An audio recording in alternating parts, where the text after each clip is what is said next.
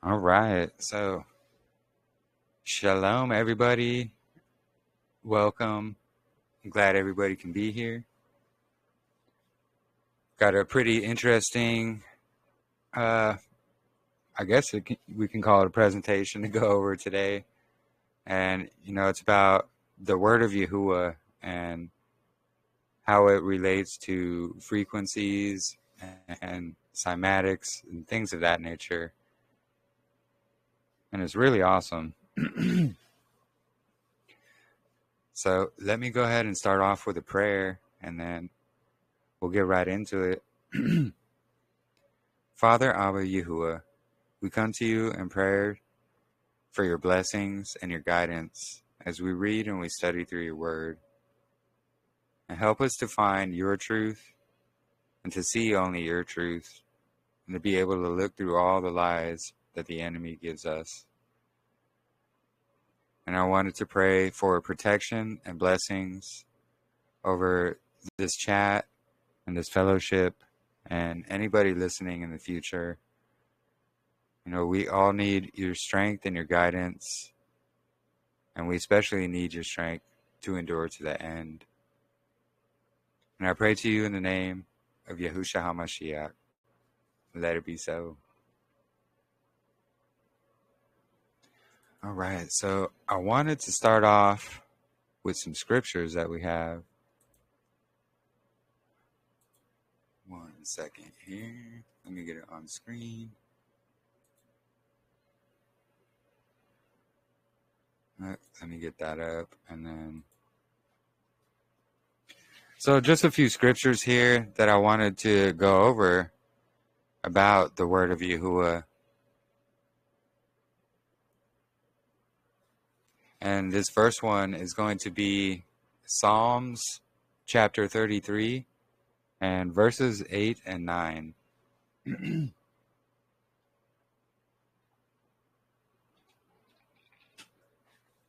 So it says, "Let all the earth fear Yahuwah. Let all the inhabitants of the earth stand in awe of him. For he spoke, and it came to be. He commanded, and it stood fast."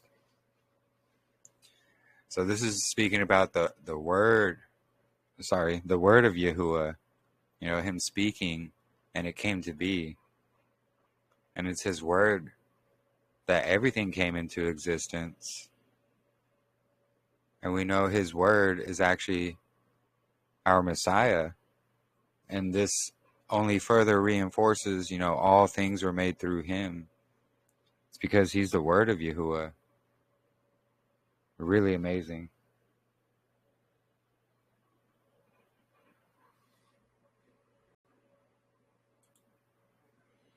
And then our next one is going to be 2 Timothy chapter 3, and this is verses 16 and 17. "All scripture is breathed by Elohim and profitable for teaching, for reproof, for setting straight, for instruction in righteousness, that the man of Elohim might be fitted and equipped for every good work." So we can see, all scripture is breathed by Yahuwah. And why is it profitable for us? And, why will we be, equipped for every good work? It's because his word, it causes these frequencies, and these frequencies can change us. And that change can change us to better fit his ways. It's kind of like the opposite of what the world does. They have the all these different man-made frequencies like radio, TV, Wi-Fi, the 5G, all these type of things. Those are man-made frequencies, and they're bad for us, and they can cause changes in a bad way. Like they can make us sick, all kinds of things. But the word of Yahuwah, it's the goodness, and it's life, and it's light. So it's going to change us for the better. And I believe that has to do with, being, born again, because we're leaving all of that behind. and we're fitting more with what Yahuwah wants us to be versus what the world.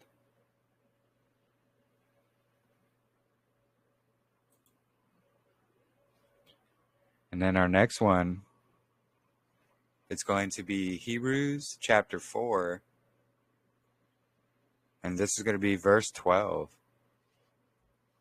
So the word of Elohim is living and working and sharper than any two-edged sword, cutting through even to the dividing of being and spirit, and of joints and marrow, and able to judge the thoughts and intentions of the heart. And that goes more with, Yahuwah knows our hearts and our intentions, and it's only him that knows these things. But we see, the word, his word is living, and we know the living word is Messiah, and he's living right now. He's working, doing all the priestly duties in the heavenly tabernacle for us. But just some importance of the word of Yahuwah, And the word of Yahuwah is Messiah. And the reason Messiah is called a son is because he is born into the flesh. So anybody born into the flesh is called a son.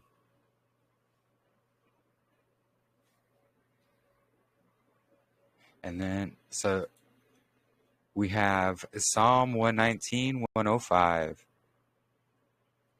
And your word is a lamp to my feet and a light to my path.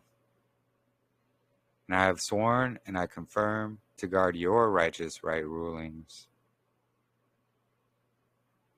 It's just so amazing because his word is a lamp. He's going to light our paths. He's going to show us that narrow path. And it's up to us to do what's necessary to stay on that narrow path. Just more of an example how his word, it's frequencies that will change us for the better, and change us to be more part of his image rather than the image the world wants us to have.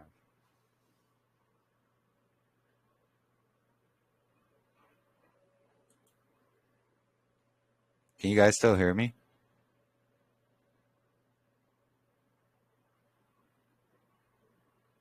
I can hear you. Yes. Okay. Can you still see everything on the screen? Yes. Okay. For some reason, it went black on my end, but, well, at least the Telegram thing did. I'll fix it here in a moment if you guys can still see it. And then we have Psalm 119 again, but verse 9. How would a young man cleanse his path? To guard it according to your word? Yes, exactly. It's his word that's going to cleanse our path. He's going to cleanse us from our sins. But we have to be willing to repent and turn to him and sin no more.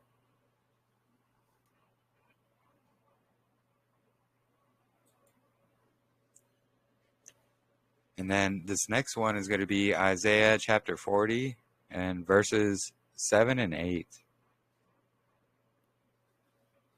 So the grass shall wither and the flower shall fade when the Spirit of Yahuwah has blown onto it. Truly, the people is grass. And grass shall wither and the flower shall fade, but the word of our Elohim stands forever. Yeah, he doesn't change. He was the same in the beginning. He'll be the same in the end. But we see, the word of Yahuwah is forever. That's what's going to stand and be our light, our guidance, our path, our protector. And that's so important.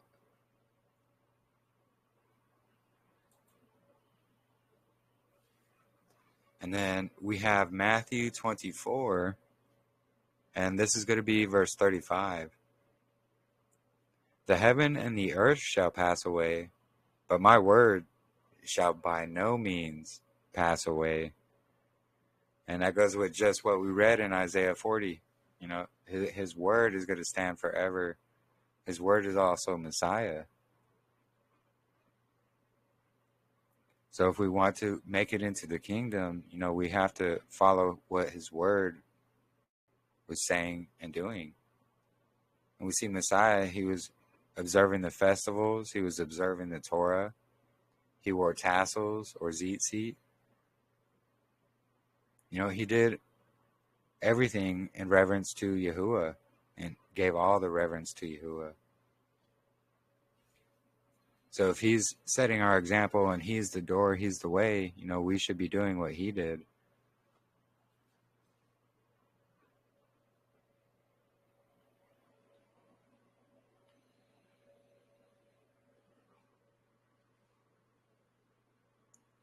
Give me 1 second here. Let me fix this black on my screen here.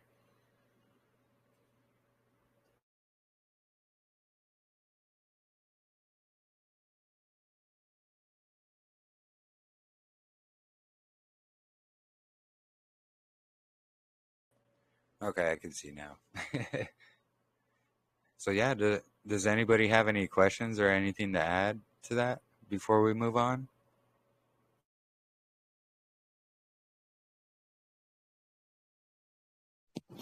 I agree with the frequencies. I have studied that some too.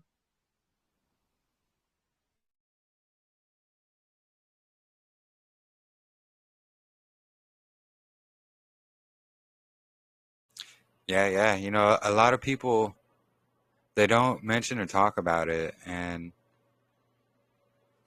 you know, I've been looking into it for quite a while. And what caught my attention actually was, it's known as the Fibonacci sequence.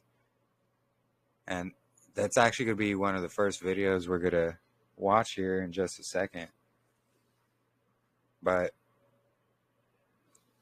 it's basically the fingerprint of Yahuah, and it's literally in everything that we can see. And it's totally amazing. And it has to do with everything we're speaking about today, and it all has to do with Yahuah and his word.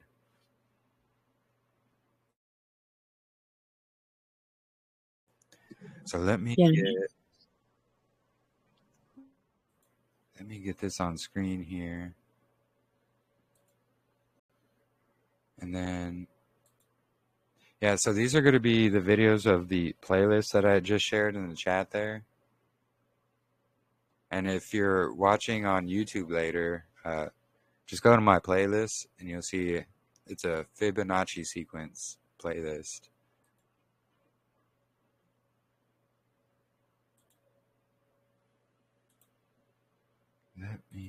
Okay. All right, so let me get my mic muted, and then we will jump right into it.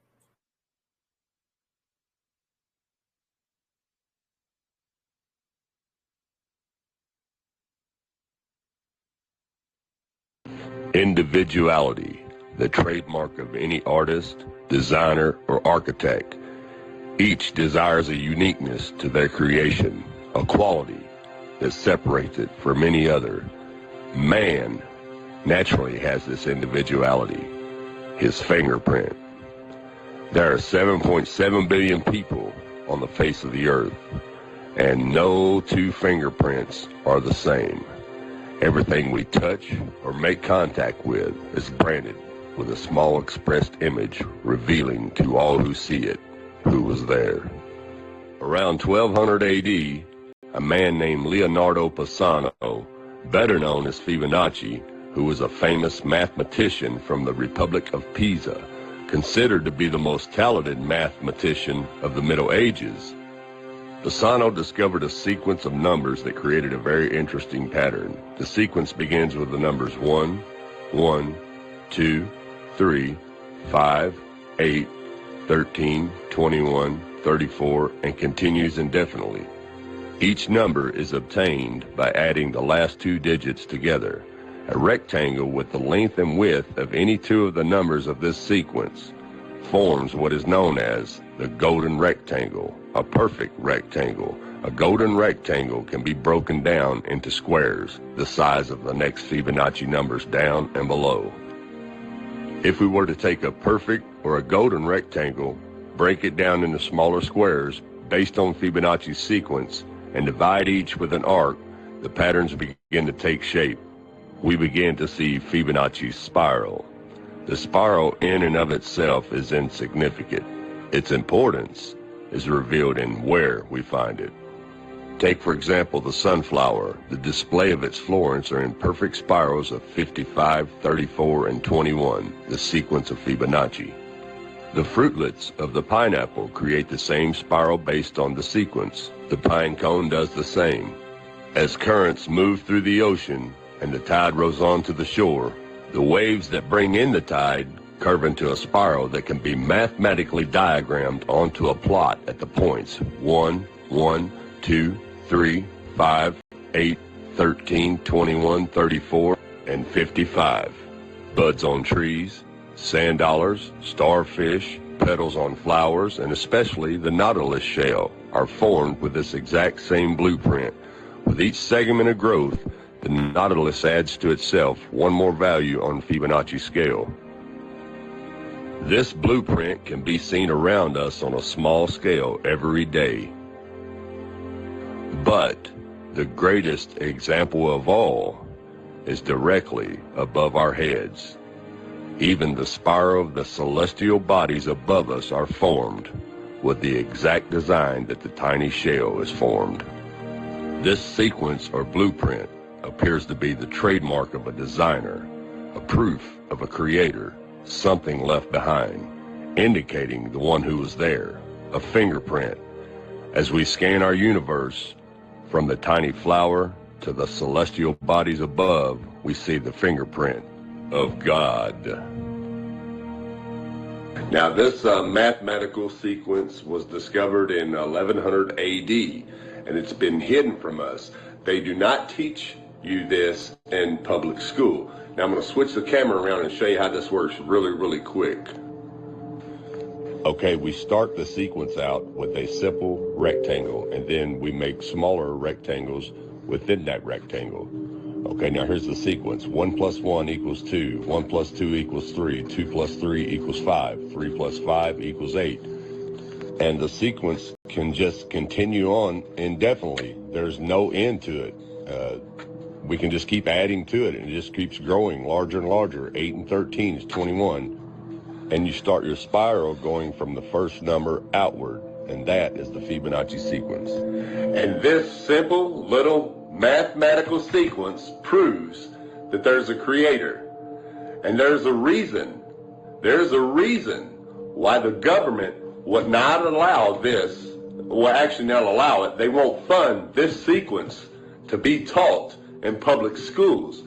Even though it was discovered almost 1,000 years ago, there's a reason why they will not fund this mathematical sequence to be taught in school. For one, it proves there's only one creator, one fingerprint who created everything, because everything, every design created lines up with this sequence. And if they taught that in school, it would wake a lot of people up, and they'd be like, well, wait a minute. Everything on earth has this same mathematical design, all the way down to our own DNA. You see what I'm saying? It would kill evolution theory, and it would kill the Big Bang theory. That's why this is not allowed to be taught in the public schools.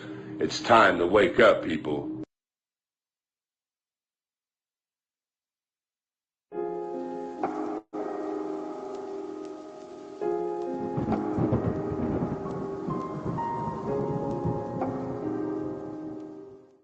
The sequence begins with the numbers 1, 1, 2, 3, 5, 8, 13, 21, 34, and continues indefinitely.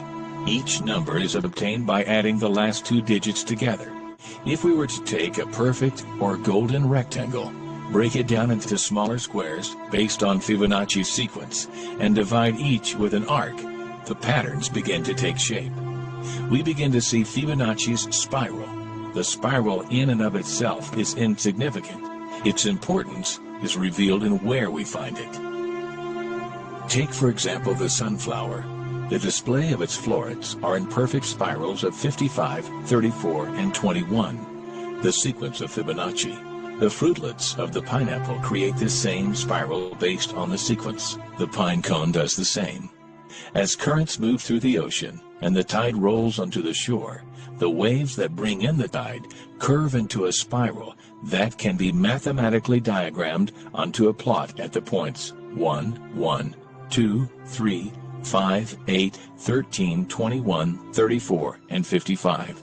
Buds on trees, sand dollars, starfish, petals on flowers, and especially the nautilus shell are formed with this exact same blueprint.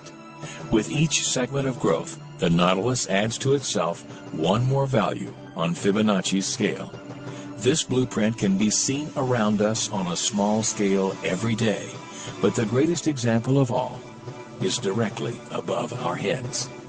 At an average of 100,000 light years across, even the spiral of the galaxies above us are formed with the exact design that the tiny shell is formed. This sequence or blueprint appears to be the trademark of a designer.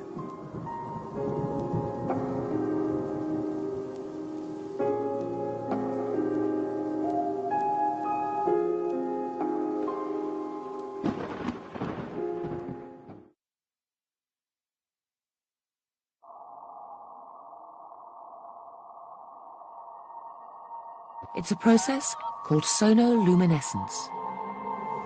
The first time I saw sonoluminescence was in a darkened room. I was transfixed to look at this spherical flask of fluid. And you look into the center, and in the center see a glowing blue-purple light, which could be seen with the unaided eye. It looked like a star in the heavens.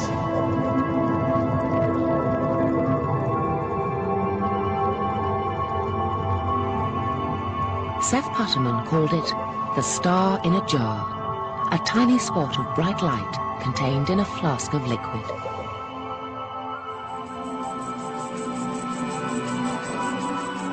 This star in a jar is made when a sound wave is passed through a small bubble inside a flask of liquid. And this sound wave makes the bubble do something remarkable. First it expands, then it collapses. And this collapse happens so violently that vapor molecules trapped inside the bubble slam together and heat up so much that the bubble gives off an incredible burst of heat and light, several thousand times a second, giving the appearance of a star.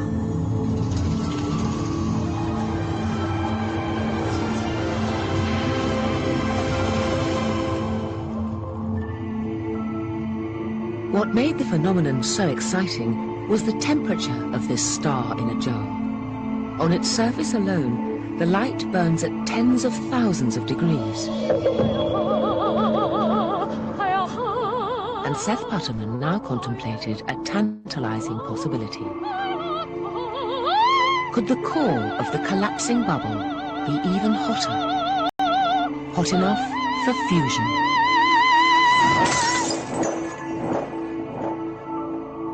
One of the mysteries of sonoluminescence is to determine exactly how hot the interior of the bubble gets. In the sun, the interior can be millions of degrees, hot enough to cause fusion. And the thought crossed my mind that perhaps inside the collapsing bubble, the interior of the bubble might also get hot enough to cause fusion.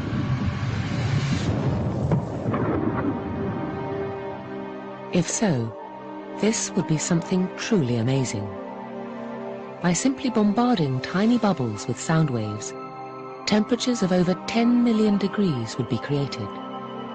And nuclear fusion, the same reaction that powers the sun, would be happening almost effortlessly here on Earth.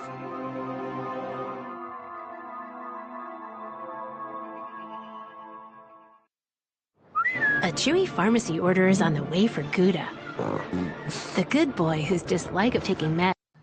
Well, hello there. Here we are on Friday evening at 8:32 p.m. up here in northeastern Ohio on July 12th, 2019. And I just could not pass this up.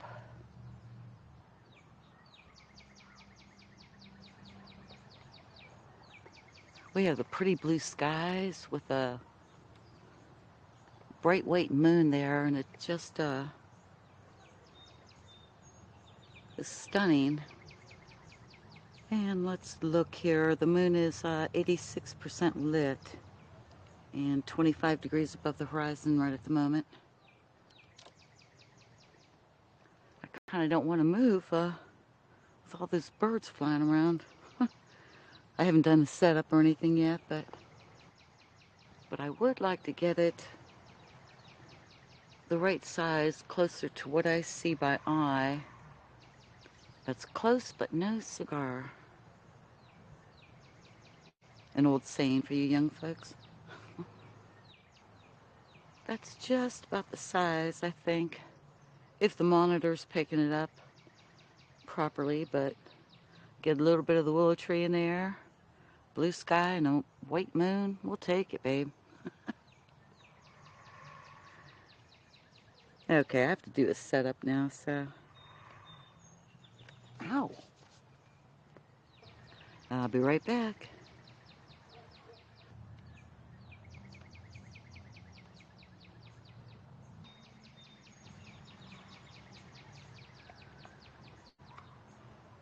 Alrighty, there we go. And we can't see the features of the moon quite as well than you can at night, but it's a pretty sight with those sweet songs of the bird chirping. He's over in the willow tree. He, she, whatever.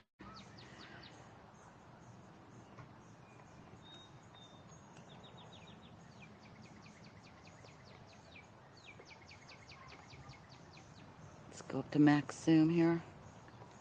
Whoa. There we are. Wow, it looks like there's a bit of shading there tonight.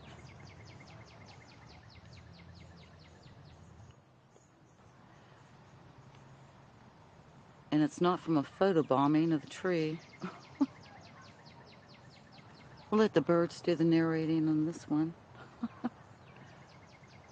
They're pretty songs.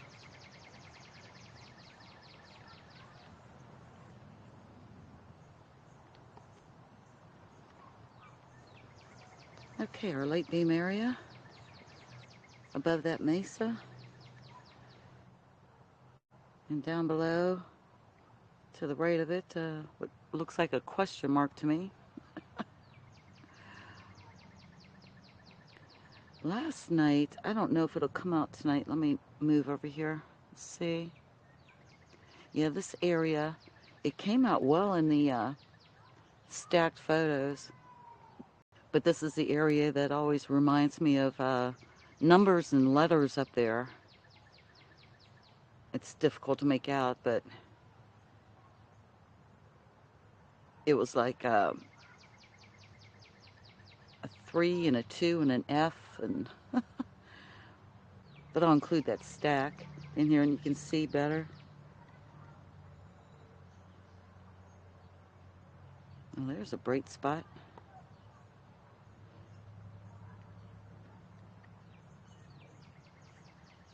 All right, let's finish up here.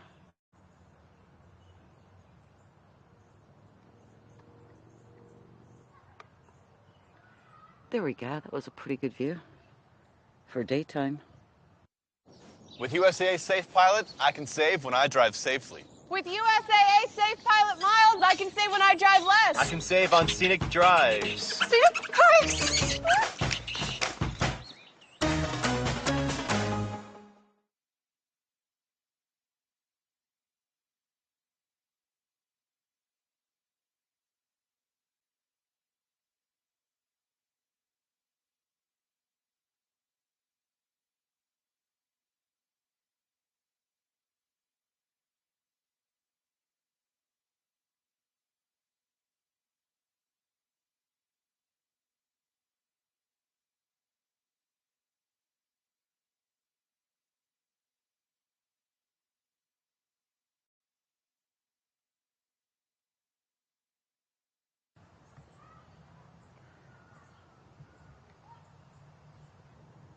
And of course, it's too early for any planets or anything else.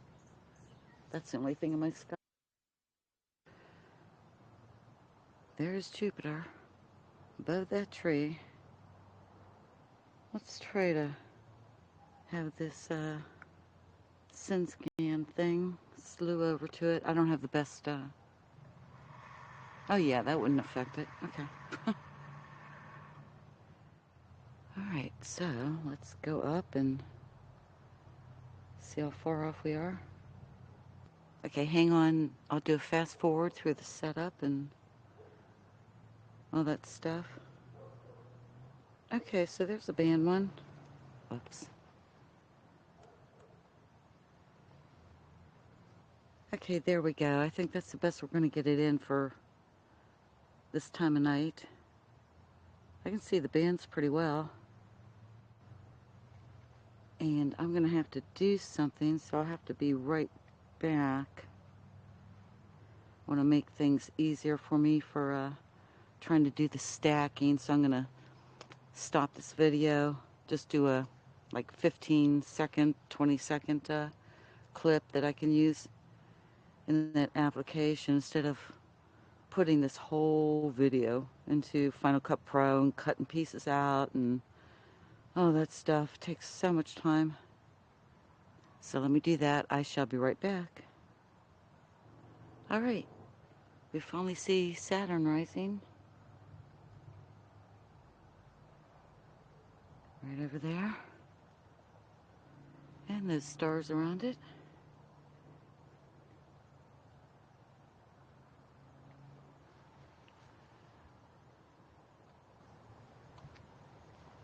So hang on while I try to do this setup for it, and I'll be right back.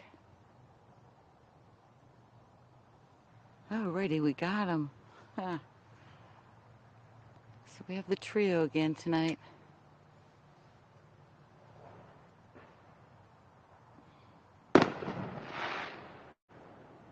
Whoa. Alrighty, I'm going to be right back. I want to get the 10 to 20 seconds footage. I wish this would stop drifting so much.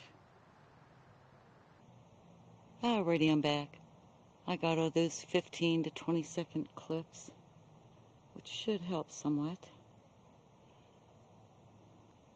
as we go to try to stack that software, or stack the footage. Yeah, it was such a pain. I had to take the whole long movie, which could be anywhere from 60 gigs to 100 some gigs of footage, and put it into Final Cut Pro, and then it does its rendering and all that good stuff, and then I try to cut out all the pieces of full-on views, and then take that stuff and put it into the stacking application. Oh my goodness. So hopefully this will work out better if it didn't screw anything up. Hey, you never know. I will look around for any stars. I don't see any by eye, but I am stuck under all these trees too. It's funny how well the camera picks it up when I use the long exposure shutter speed, and it shows all those white dots up there, and it sure isn't what we see here. All I see is Jupiter and the moon. That's it. I can faintly see Saturn right now, finally.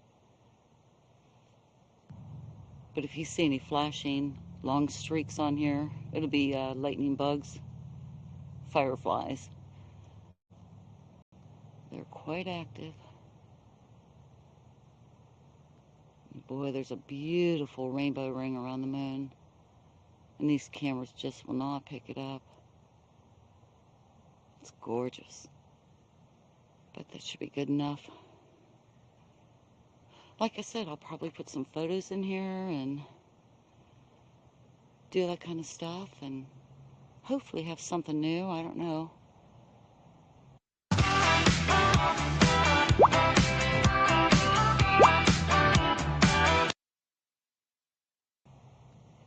Oh, and I probably forgot to say it, but we are on the Nikon P1000 camera for the video and recording onto the Atomos Ninja Flame.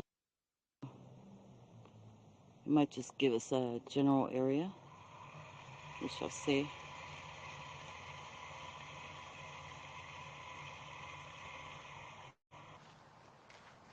Alrighty, there he is. He's coming into view. Try to get it in focus. Alrighty, that dancing ball of light up there is Antares. It's down about the 5 o'clock position from Jupiter. So that's basically the best we can get for stars with this type of camera. A shimmering, flashing, colorful light. Alrighty. Well, we got 4 of them tonight. That's gonna have to do. We pack up all this gear and head on in. Okay, it's 9:57 p.m. So I wish you all a wonderful weekend. Have a safe one. And hunker down for you guys down in the Gulf. Alrighty. Good night now. Bye.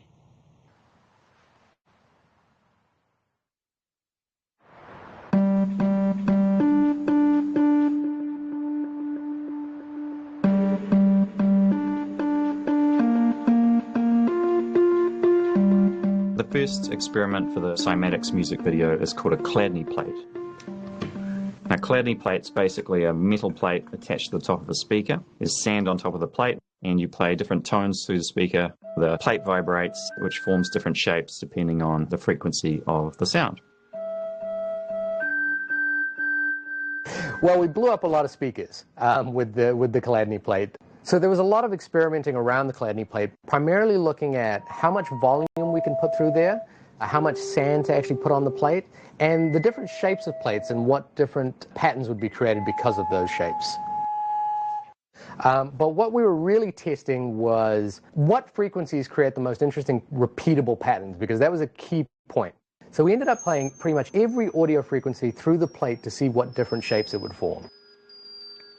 And for most frequencies, it doesn't really do much, but when it hits a frequency that resonates with the plate, it forms a really nice pure shape. So we found out what those tones were, and those were the tones we used to draw the plate in the video.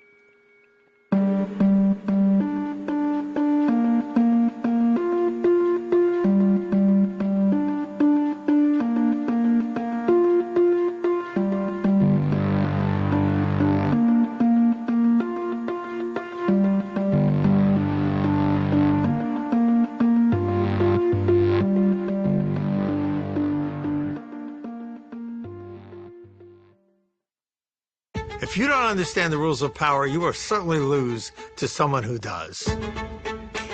So now we're searching for the magic frequency. And we start with 100 hertz, and we look through the microscope to see if anything is happening. We watch for 5 minutes. Nothing happens. We try hundreds and hundreds of frequencies, if not thousands, until we find the magic combination. Because we believed there just had to be a better way. There had to be a better way. And we think we may have found it. I have here 2 identical tuning forks, both tuned to the note A, the note an orchestra tunes to. These forks are both made to vibrate 440 times per second. We say their frequency is 440 hertz. If I tap this fork, putting little pulses of energy into it, the second fork will also vibrate in sympathy. And if I silence this fork, we just may hear the other singing its tone. We say that I'm inducing a sympathetic resonant vibration in the second fork. It only works because both forks are tuned to the exact same frequency. Now, many of us have seen this very charming young man on the internet who shatters crystal glasses with his powerful voice. But if you watch him carefully, you'll see that first he taps the glass with his finger and listens. The glass sings its natural resonant pitch. Then he takes a deep breath and sings a loud, long note. He induces a resonant vibration in the crystal glass. The vibration grows larger and larger and larger until the glass is shattered. On the other end of the scale, we have a giant bridge made out of concrete and steel, a suspension bridge, the Tacoma Narrows Bridge.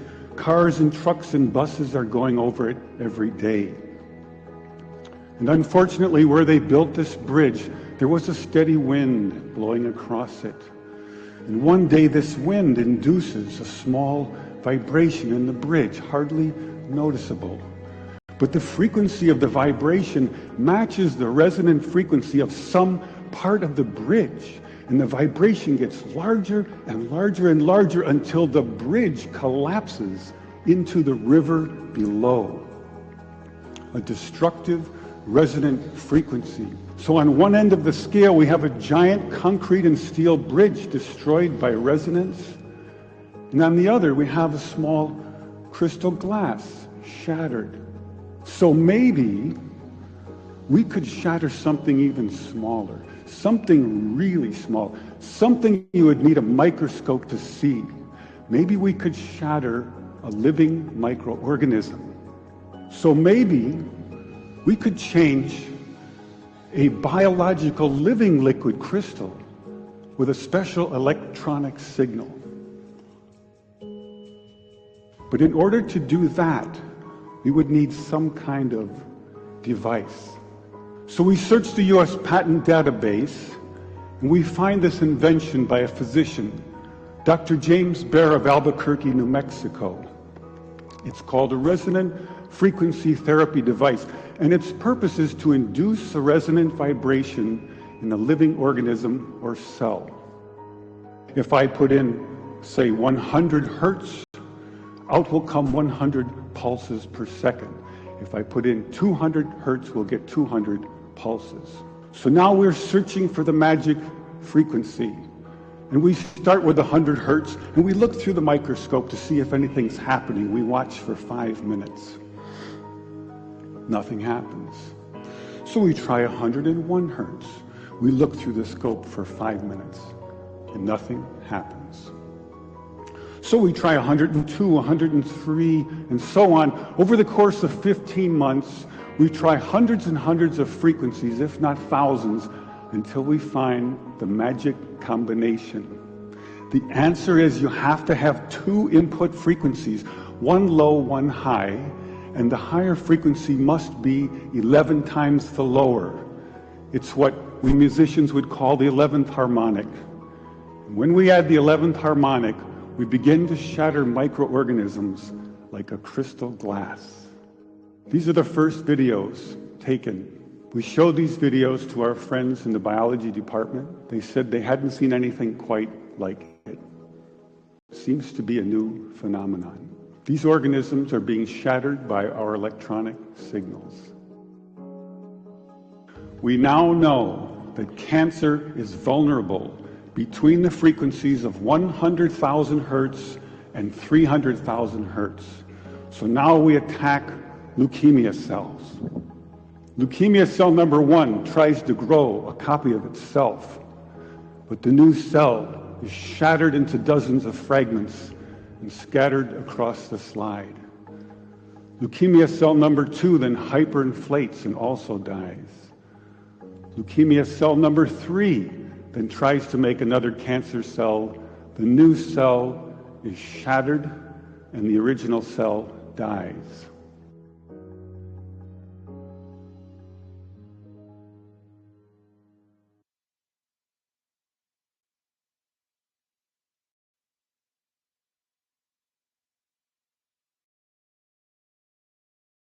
So yeah, pretty fascinating stuff there.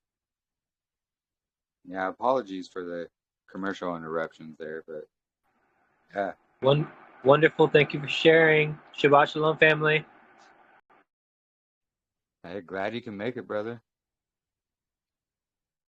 But yeah, it shows the importance of Yahuwah and his word, and him speaking everything into existence was exactly this. And you know, we see the stars in the heavens, they're in the waters above. And I believe it's in Enoch, it speaks about how the angels, they sing to Yahuwah day and night without ceasing. And that's what we see above, you know, in the stars. You know, it's these angels singing to Yahuwah day and night without ceasing. That sonoluminescence. It's really fascinating, honestly.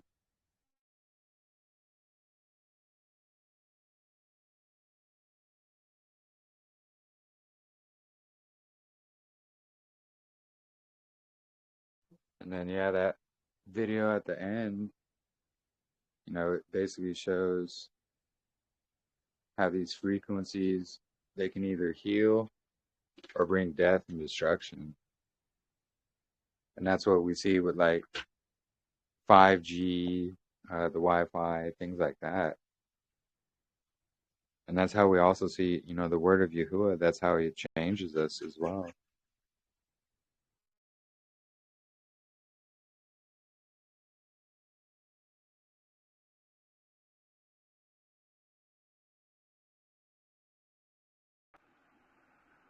Does anybody know what frequency is, we'll say, best for healing? I've heard it's 440. I know Sister Ellie has a lot of insight about that specifically. She's not here at the moment, though. I'm sure she would have a lot of input. I say that But because a good idea would be to audio record the Bible in whatever is the best frequency for healing. yeah, absolutely. It's a good idea. 440 is not a healing frequency. 440 is the frequency in which the pianos were tuned to. The better frequencies, when you add up the numbers of the frequency, they total 9. So 432 is what Mozart would have tuned his instruments to.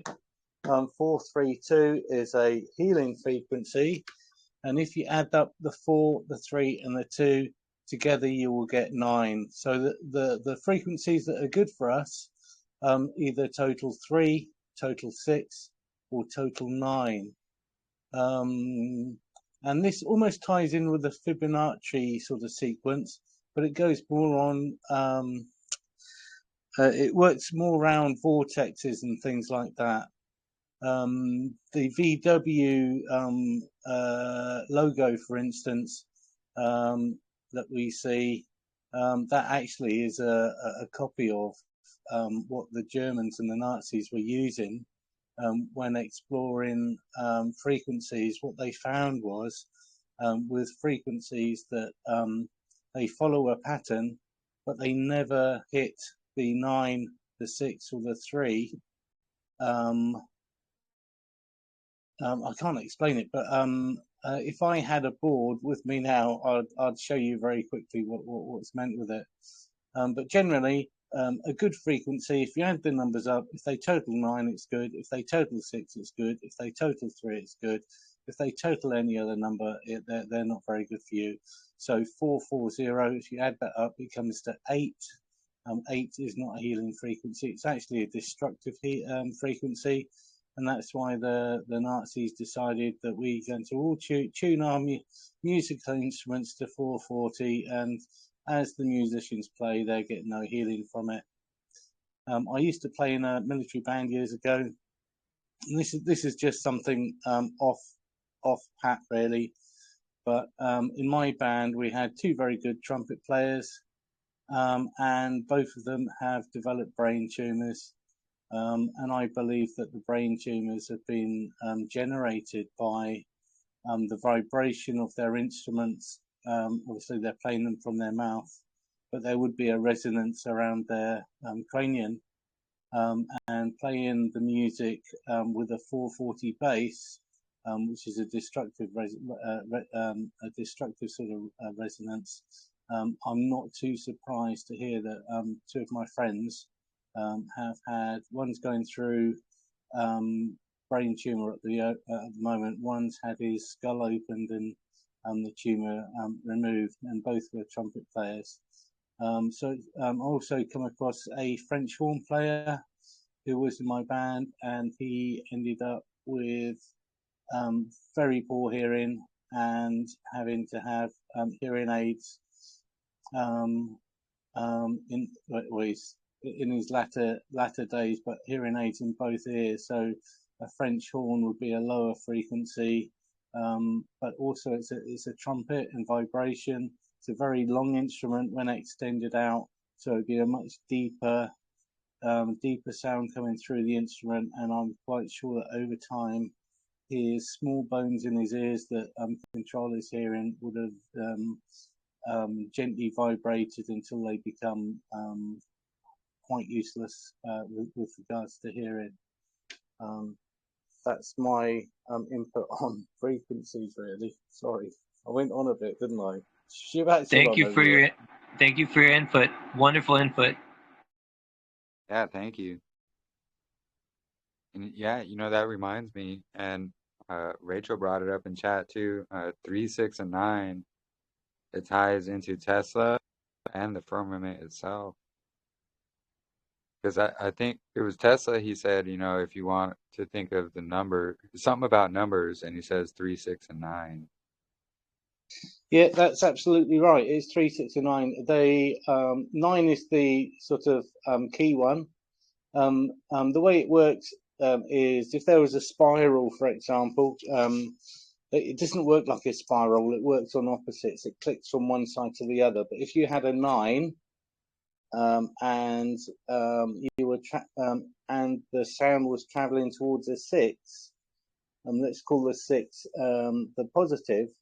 Once it hits the 6, it would then become, it would become positive, but then it will be attracted to the 3, which then becomes negative. So the frequencies that are 6 and 3 are jumping in between each other, flipping from one side to the other, whereas 9, anything that totals 9, it doesn't have that that switching from positive to negative, that sort of vibrato. It's a very true, defined, distinct, and honest frequency. Yeah, wow, fascinating. And yeah, I believe they try to hide all this from us. And, I know some of us have heard of it, but yeah, a lot of this is new to a lot of people. But once you make these deep connections and you see the connection to literally the Word of Yahuah, it all starts to come together. And it's just like, wow. Everything has, his fingerprint, which, yeah, it's that Fibonacci sequence. But it also has to do with the sounds or vibrations, cymatics, basically. And yeah, thank you for correcting me on the which frequency is healing. I'm not 100% familiar with that, but yeah, thank you, brother. Hey, Jeremy? Yeah. They say there's only 9, but there's really 12. I found out that there's 12. In that sequence? Yep. Interesting. Mm-hmm. Can you explain? Can you Well, explain a bit more? kind of like they say there's 10 frequencies and 10 levels. It's kind of like what the Jews do with Kabbalah. I don't do Kabbalah, just so I can make that clear.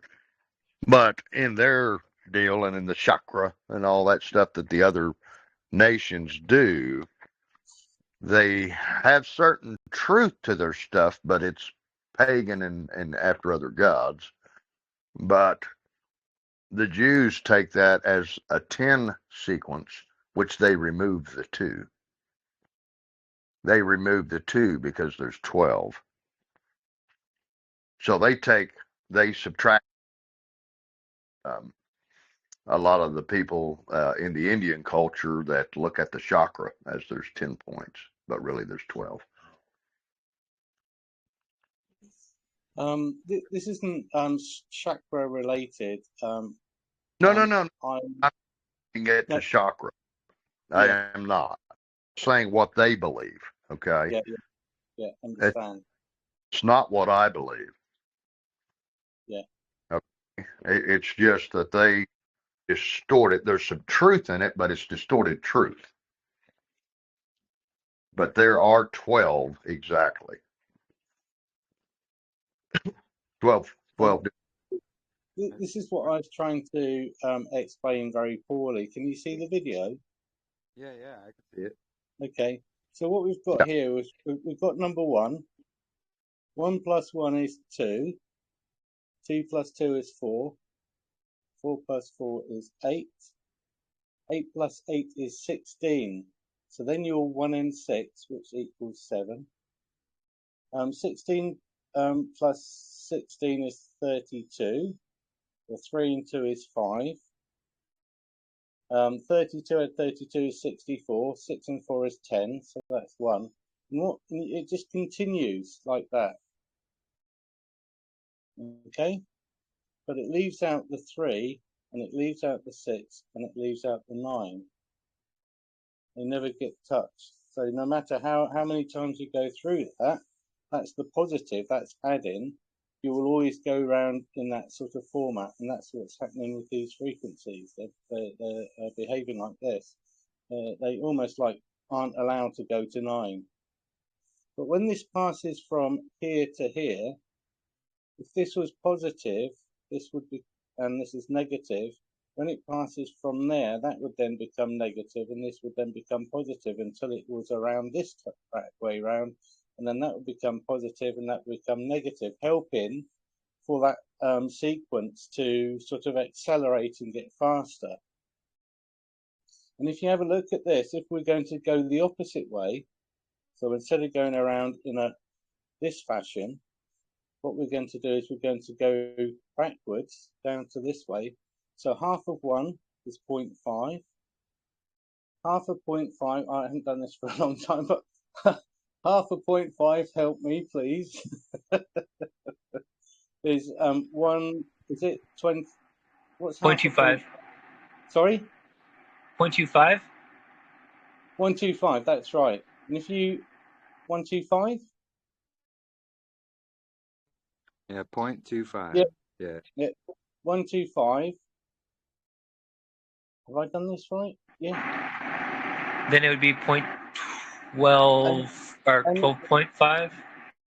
And if you add those up, won't it be 7? Yeah, interesting. Wow.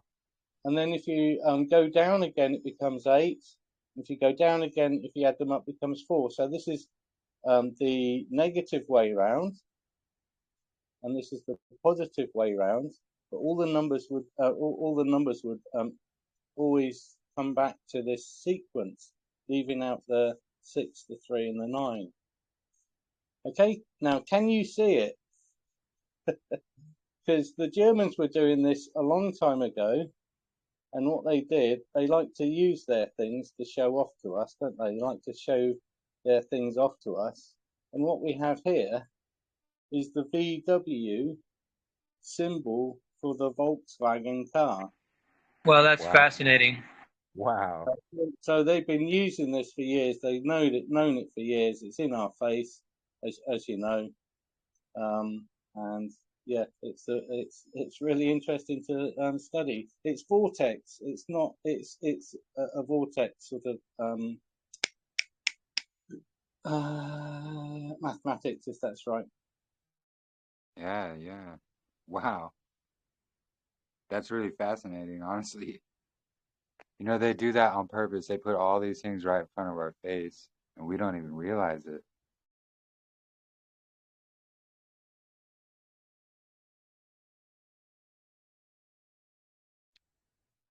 The best place to hide something is right there in plain sight. Isn't that how that saying goes? Yeah, I'm sure if you Googled the VW logo and its origins, I'm sure you could find out something far more better explained and more interesting that I've done this evening. No, I think you did a really good job. That's pretty fascinating there, brother. Wow.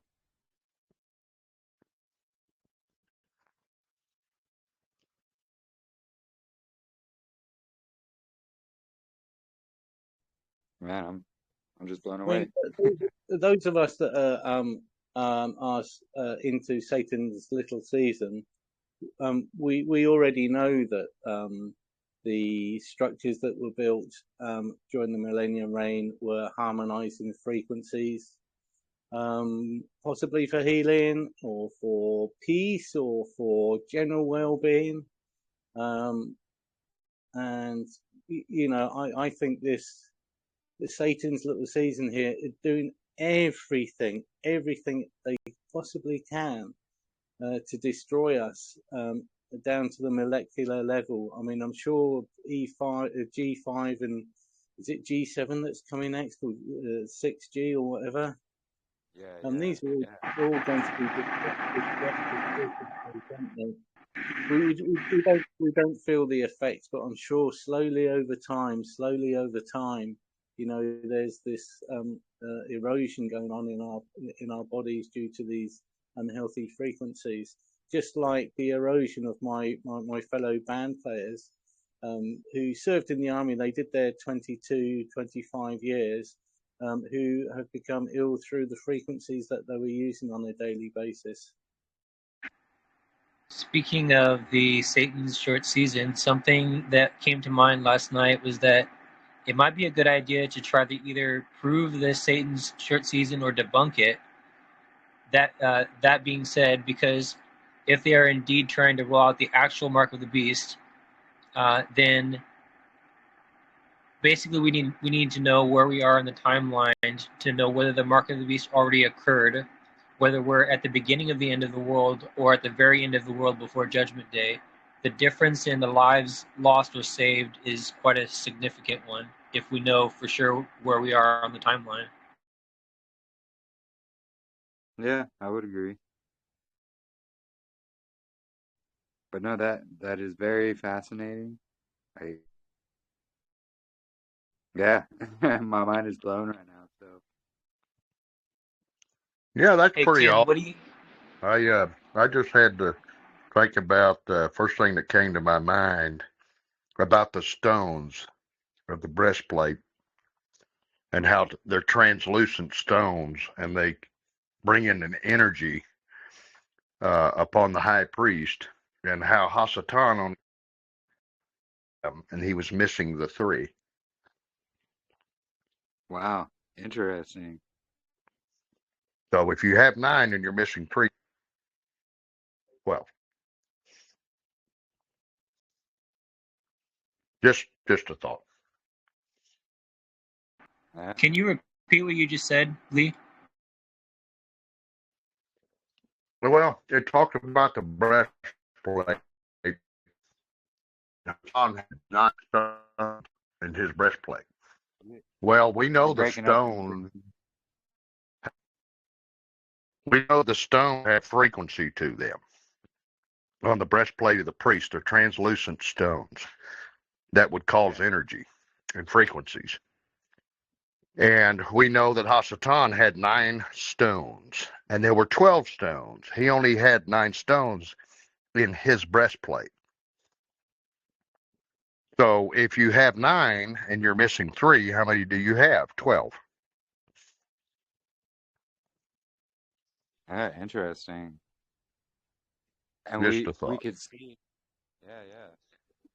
I know we see that, these everything has frequencies, honestly. But Mm-hmm. the stones picked specifically for their frequencies, and then that's what they do in the New Age today. They do all kinds of bad things with what Yahuwah made good. And then I think Satan did that on purpose to deter people from looking into that, For for example, the Maseroth. People, Yes. they think, oh, well, it's about horoscopes and zodiacs. And well, no, that's just what they've twisted it into. It's literally the heavenly scrolls. That's what it is, the Maseroth. Yeah. Satan didn't put that up there. Yahuwah did. So Correct. same thing with Correct. all. Not just that. There's a reason why they call him a thief. Yes, and maybe we're looking at 9, and it's very fascinating what you showed. Very fascinating. I wonder if he's trying to get us to look at 9 when we should be looking at 12. And it's kind of like the Fibonacci spiral is kind of like a sand hourglass. Kind of like the smaller you get to go into the next part of the glass, it gets faster and faster and faster and faster. We call it drop. The last piece of it drops into the bottom of the glass.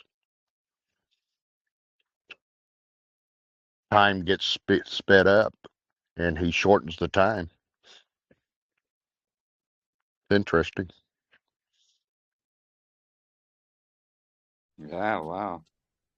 I Fascinating. agree with you, Jeremy, that they've hidden a bunch of this stuff in plain sight. But I'm kind of new to a lot of, to some of this. And so it's hard to sort out because, there's like Freemasonry and their numerology, and they have it like, they put themselves out there, but also they have a piece of the truth, or it's a twisted truth. So trying to sort all that out without, I don't want to get caught up in witchcraft or anything like that, but it is fascinating, and it is they're just twisting the truth. Yeah, yeah, exactly. And yeah, and that's why. So they use these things because they saw the demons actually taught them, the fallen ones. They taught mankind all these things. So what was meant for good, they use for evil, and they twisted it and do their own thing. And I'm not saying everybody has to go look into it or anything like that. I was just trying to show these connections there and how it is biblical and it's in scriptures. But yeah, it's good to be safe and definitely have discernment when looking into a lot of these things.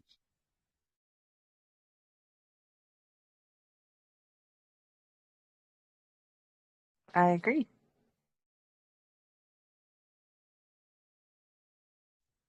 And yeah. So one of the reasons why I brought up the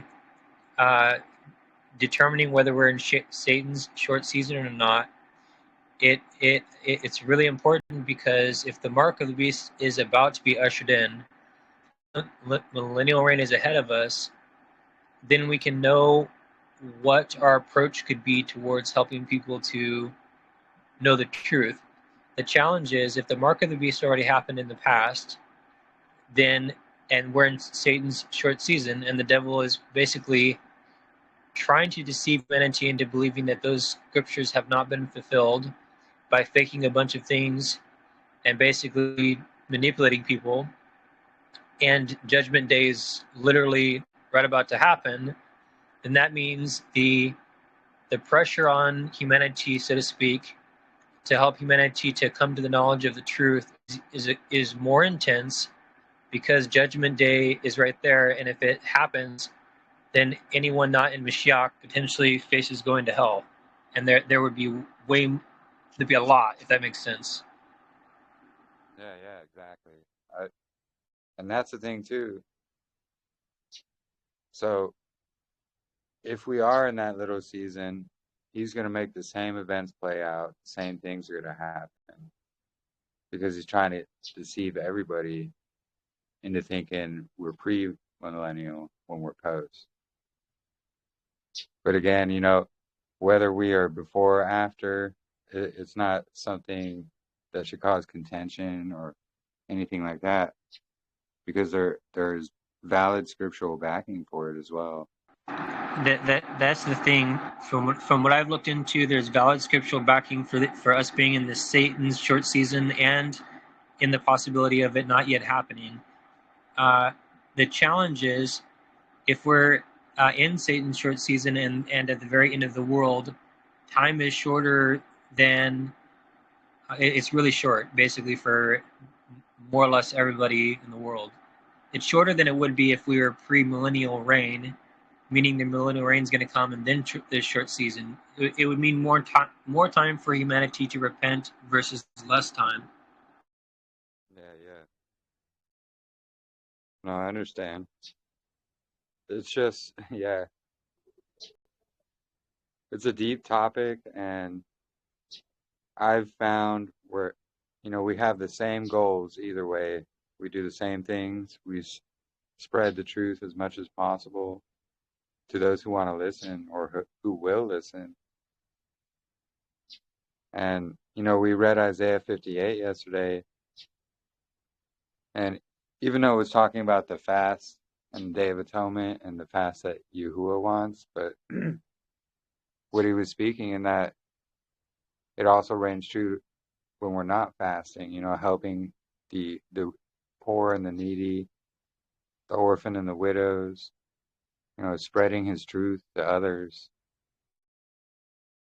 and how it is lawful to do these things, even if it is a Sabbath day, because it's good works. So if you're going out and preaching, sharing the truth with others, things like that, even if it's just getting them to see the basics of Torah, like how it's not abolished, it's not done away with, it still applies to us today.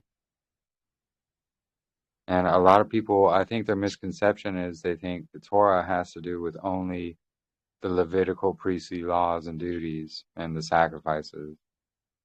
And it's like, no, first of all, Messiah is doing those priestly duties and things like that in the heavenly tabernacle for us. So everything around all those priestly duties still applies to all of us today. And I think that's a lot of the misconception, like Christianity and so forth, they have. And they think they've been taught their whole life, oh, look, fulfilled means, done away with. We don't have to do it. It's just not the case. If we fulfill the speed limit, is the speed limit then done away with and we can just drive 150 miles an hour if we want? No. We have to continually fulfill it. Same with our marriage vows. If we fulfill our marriage vows, is our marriage then done away with? We don't have to worry about it? No. We have to continue to fulfill it, The idea of fulfillment, for instance, the idea of a prophecy, the prophecy of Messiah coming, and then he fulfilled it, that is another way of looking at it, that I'm not disagreeing with what you're saying, but at the same time, Yahusha fulfilled those prophecies, and so he doesn't need to come again. So it was indeed finished, if that makes sense.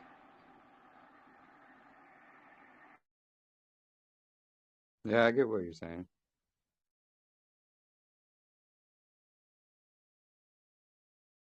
Yeah, fascinating, interesting stuff, regardless. But yeah, really sharing Yahuwah's truth That's probably one of the most important things, regardless of what time we're in, even. But I do agree it's more important, especially during the end times. And I know we can all agree we are definitely close to these end times. And we can see the signs all around us, you know, the wars, rumors of wars. Now all of a sudden they're doing the peace and security, and yeah, you know, they're pushing Trump up as this you know, Messiah like savior type dude who's bringing peace all across the earth. We all know it's a show, and the whole world is a stage for sure.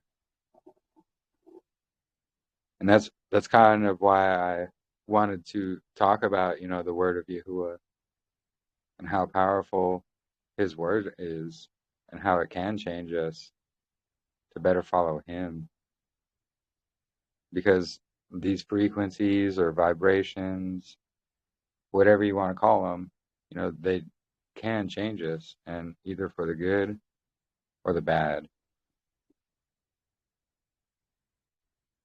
And we see they're doing lots of bad ones in our modern times. You know, that not only do we have all these different frequencies that they're putting out, but, you know, they're spraying our skies, they're poisoning the food, the water.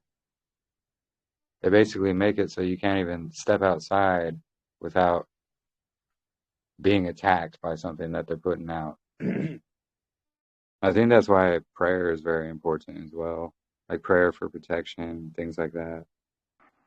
It's one of those things that has been disheartening and discouraging, so to speak, is knowing the amount of ways that the kingdom of darkness has intentionally tried to destroy humanity and or is trying to destroy humanity.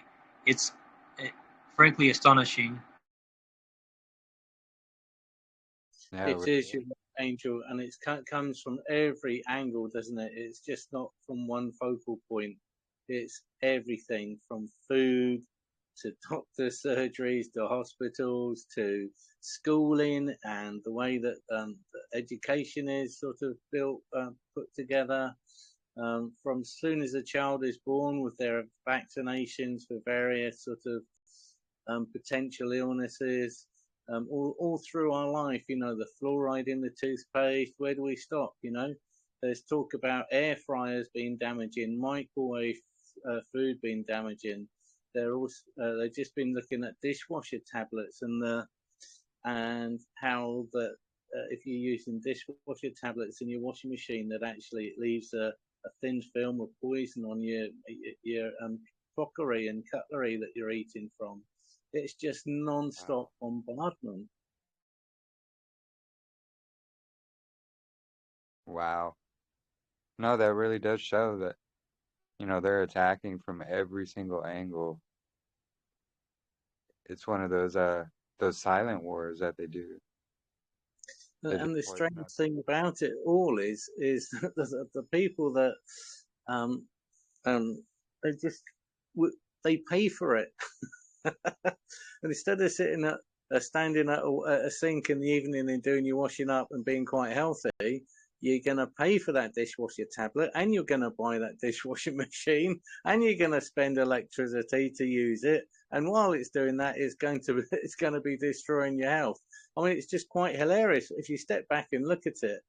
We're paying for electricity. Why should we be paying for electricity? I mean, it just gets absolutely ridiculous, doesn't it?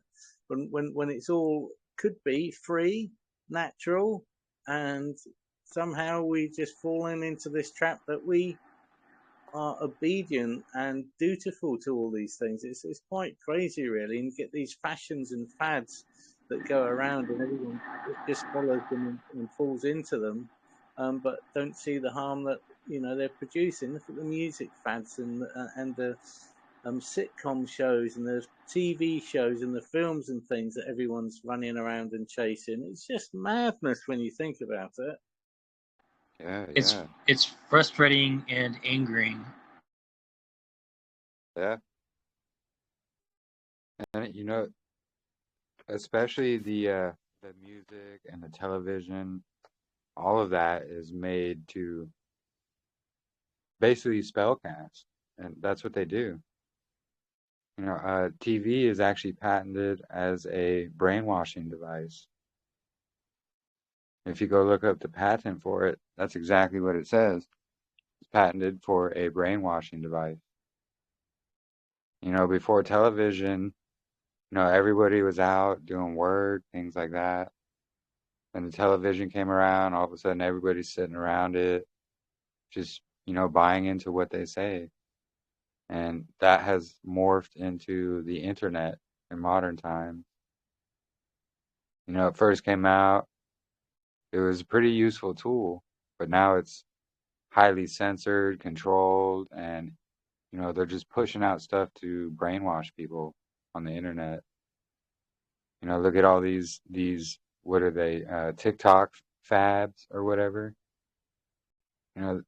These videos of people doing like very dangerous or harmful things or ingesting, Tide Pods and things like that. People are just following it and they become trendy. And, next thing you know, your own children can be in danger because they're watching some moron eat a bar of soap and think it's cool. And yeah, they really do attack from all angles. It's wild.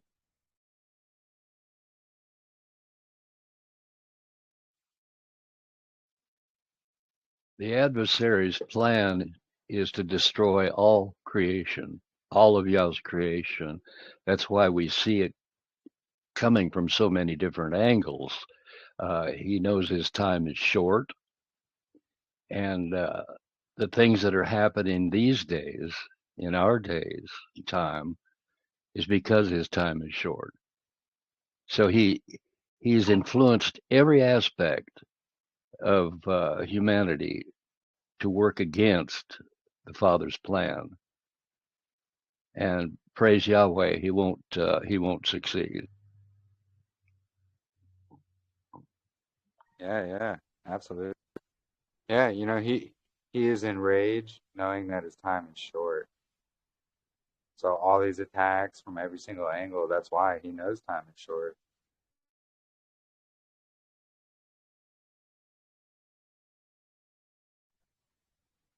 And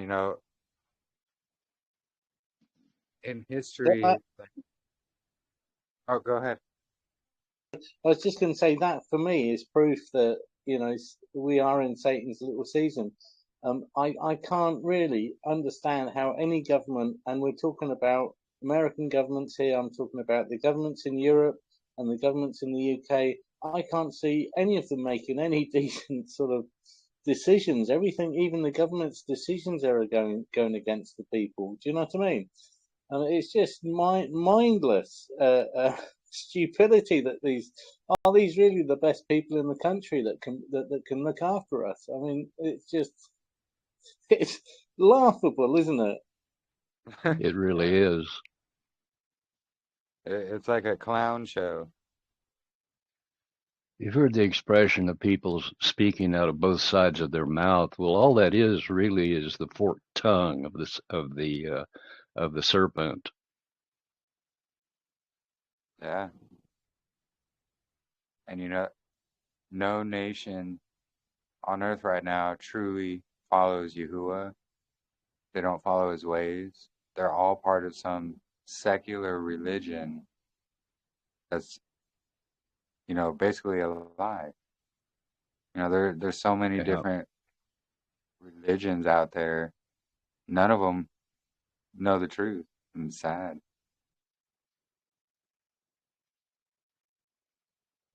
There's only us handful that actually see this. And yeah, I think that's why it is important to go and spread his truth and his word. It's horrible. Yeah. But, Yahuwah chooses his people, and, we are a peculiar people. So, he chose us for this time and the time that we're in. And there's a reason for that. And it's all to glorify him and his truth.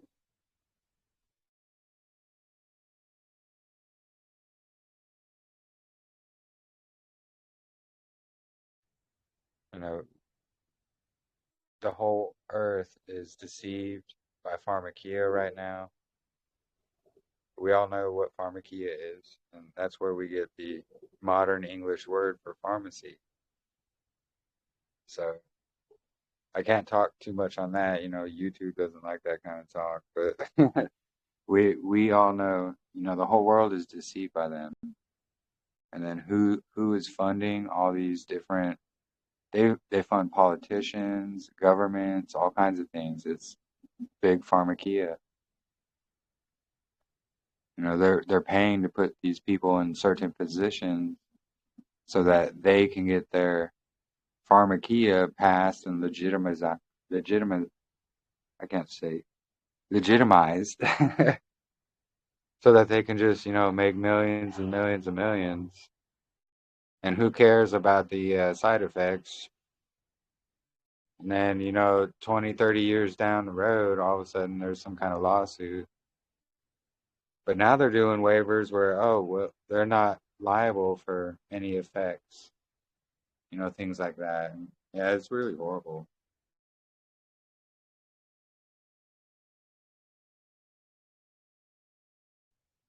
Oh, they actually have a 432 hertz Bible reading? Yes, sir. That's got what appears to be most of the Bible, if not the entire 66 books, at least of the regular canon. Interesting. Nice Beautiful. one, Angel. I like your style.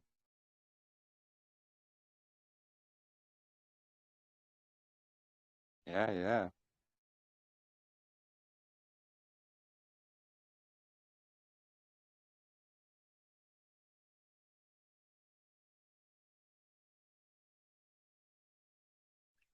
Oh, awesome. Thank you for sharing that. I'll have to watch that later or listen to it. You're very welcome. I intend to listen to it as well. I shared it in our library group under the music tab as well. That's good. Wonderful.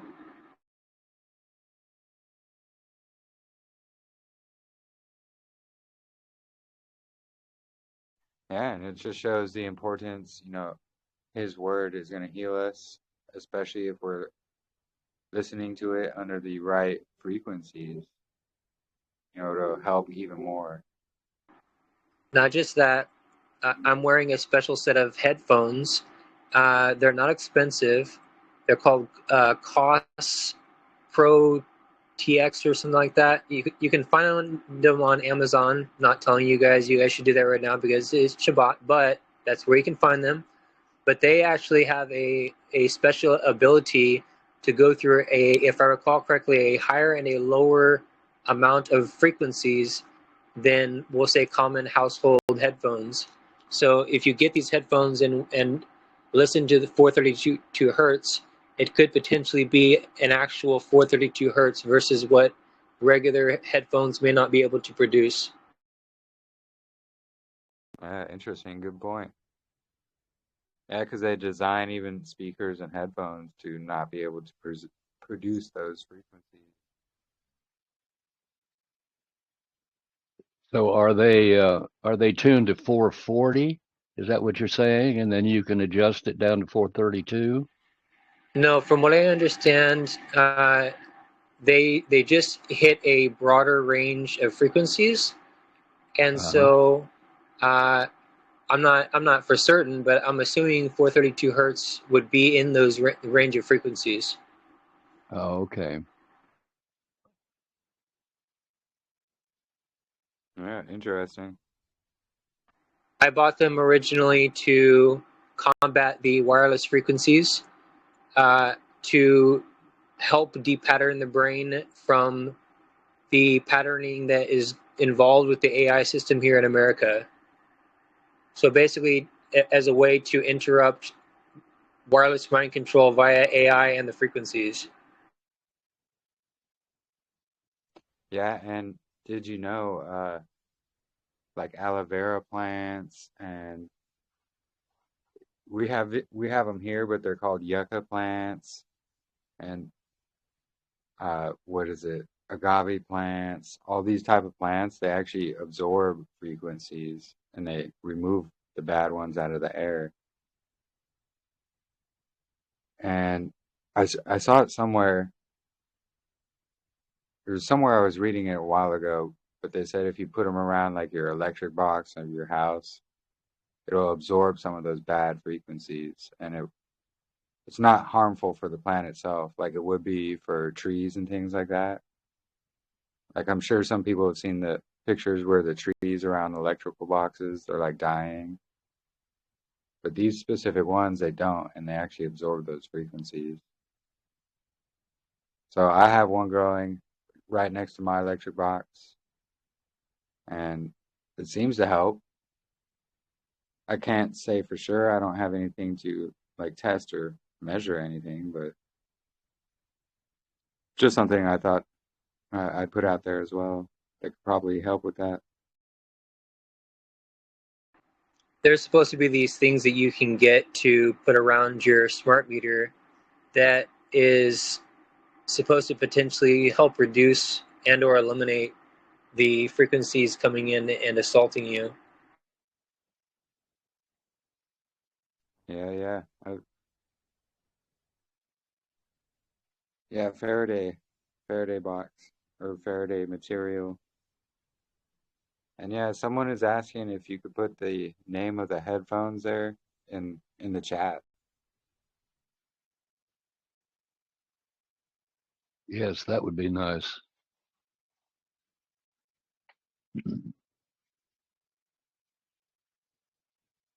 But yeah, they have Faraday boxes, cages, material. And what it does, it's actually a material that absorbs everything, even electromagnetic bursts. Like those pulses they'll send out and it'll like zap all your electronics and they won't work anymore. What material did you say?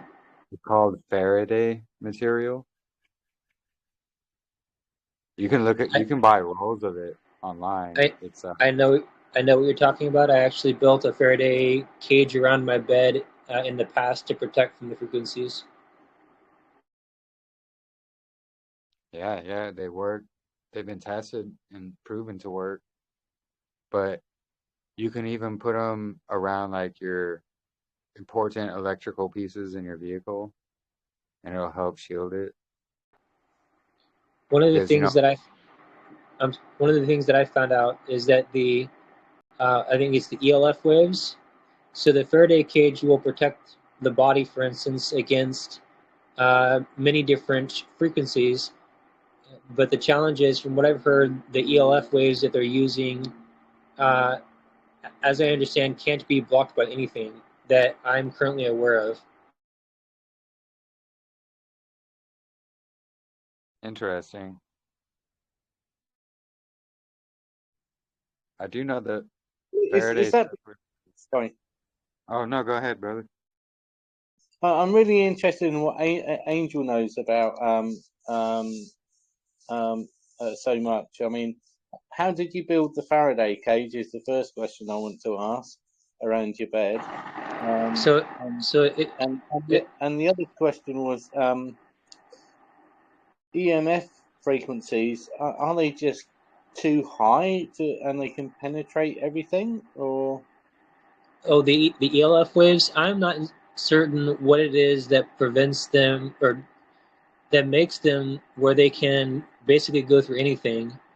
But as far as we'll say the regular frequencies, what I did personally was basically took some, what are they, 1x1s or 2x2s, and built a frame around the bed. And then you can take things like aluminum screen, because aluminum is conductive, and aluminum, just regular common aluminum foil. And what you do is you take the screen and you staple the screen all the way around the bed, all the way around the frame, and then you layer it with aluminum foil on top of that around the bed, obviously leaving a space where you can get in and out of it. or a door or something. And then what you do is you take a copper wire, you run it to the aluminum screen and the aluminum foil, and you make sure it's securely connected to both. And then you run that to the ground portion of an outlet, or you run it outside and stick it directly into the ground. And what it does is it grounds the frequencies and causes the frequencies that would otherwise hit your body to hit the Faraday material and to go into the grounding wire into the earth instead. Thank you. You're welcome. Interesting. Thank you.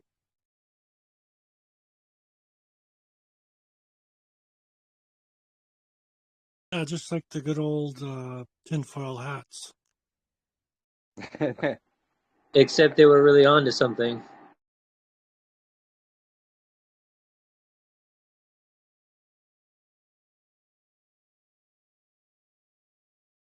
And yeah, faith and obedience is important for our protection. That's why I was saying, prayer is very important, especially just from all the angles of attack that we just previously mentioned. It's so many. And, a lot of people are unaware of all of this. And so they don't know, like, yes, our faith will protect us, but we also have to know the enemy so we're able to defend against anything like that. So we have to do our part as well and, do things to mitigate those attacks and things like that. And if you're unaware, you're just going to be made vulnerable,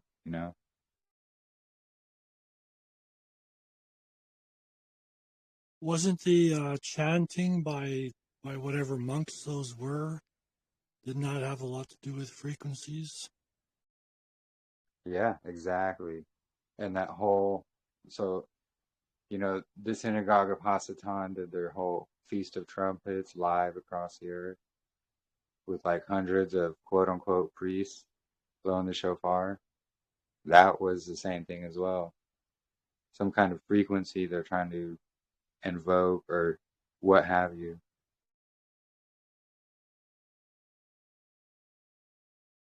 And yeah, like Paul getting bit by that snake and not being affected at all. After what I have learned scripturally and have experienced, I'm convinced that the Almighty is able to keep a man, woman, or child alive through more or less anything. Not saying that we should tempt the Almighty, but I am saying that if you look at the story of Paul, that man went through some pretty horrible things and yet still got up and still kept going. And so the Almighty is able to keep us alive through his Ruach in spite of the efforts to try to cause us to die or to murder us, etc., etc. Absolutely. I agree. And not just that, perhaps that's what the kingdom of darkness doesn't want humanity to understand, is that power is indeed very real. Isn't that the whole thing behind these frequency beds? Yeah, exactly. It is.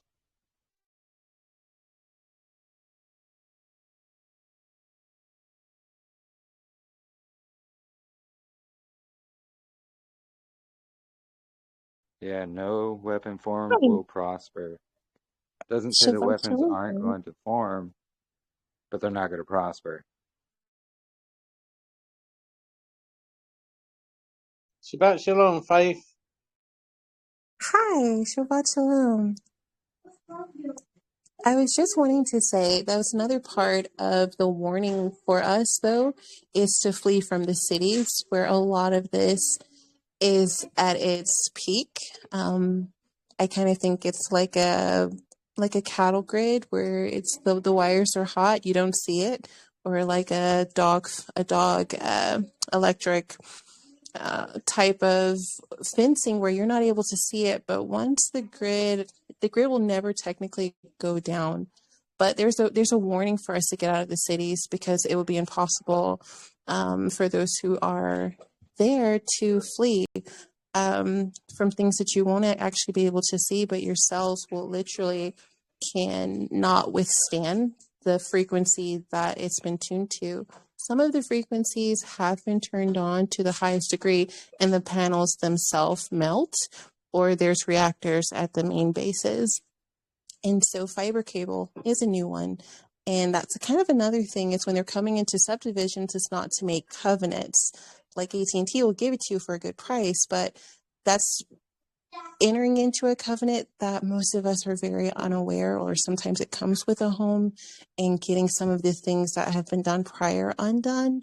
A lot of the things can still at this time in the United States can still be removed from your home, your smart meter, and making your house less connected. I think that's a part of our responsibility as well, because it's making to a degree, a type of covenant when you sign an agreement to have internet, and yet it's doing you and your whole family extreme harm.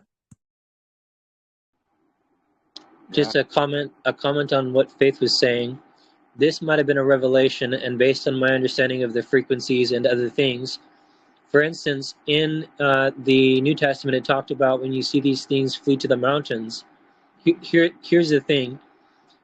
At some point in time in the future, perhaps nearly all of us may want to consider going up into the mountains. I say that, why? Because if the towers are ground-based, and the frequencies of the majority of them are coming at a ground level, they're going to be assaulting things, but at the ground level, so to speak. And so, if you can basically get up to a higher level, for instance, say in a mountain, you may not even be affected by the frequencies, while the frequencies may be being used to destroy people on the ground.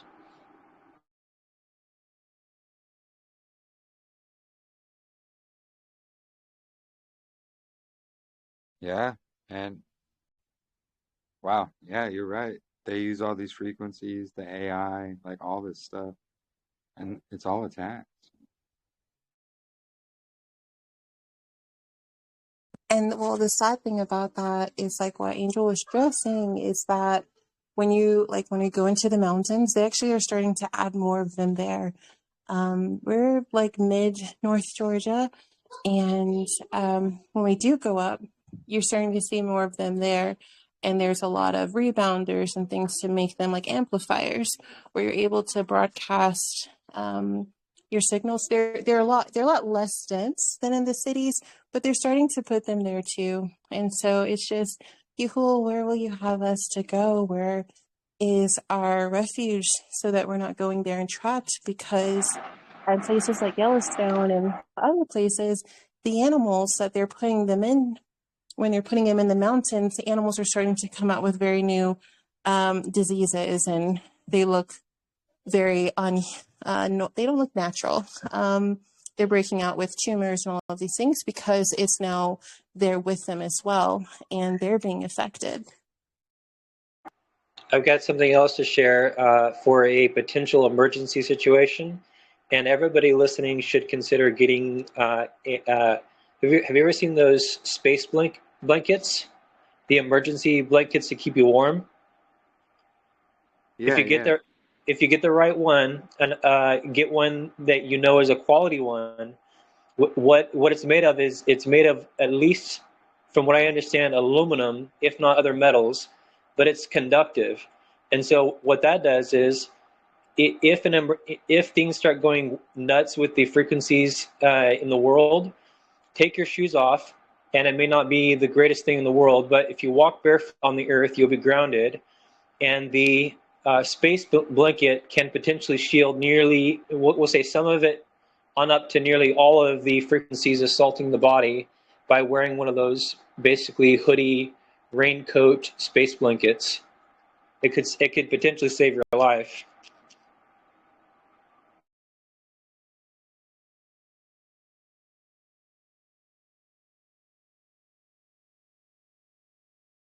Yeah, no, thank you for It's that like information. it's like having a Faraday cage around your body while you walk around barefoot, grounded to the earth. Yeah,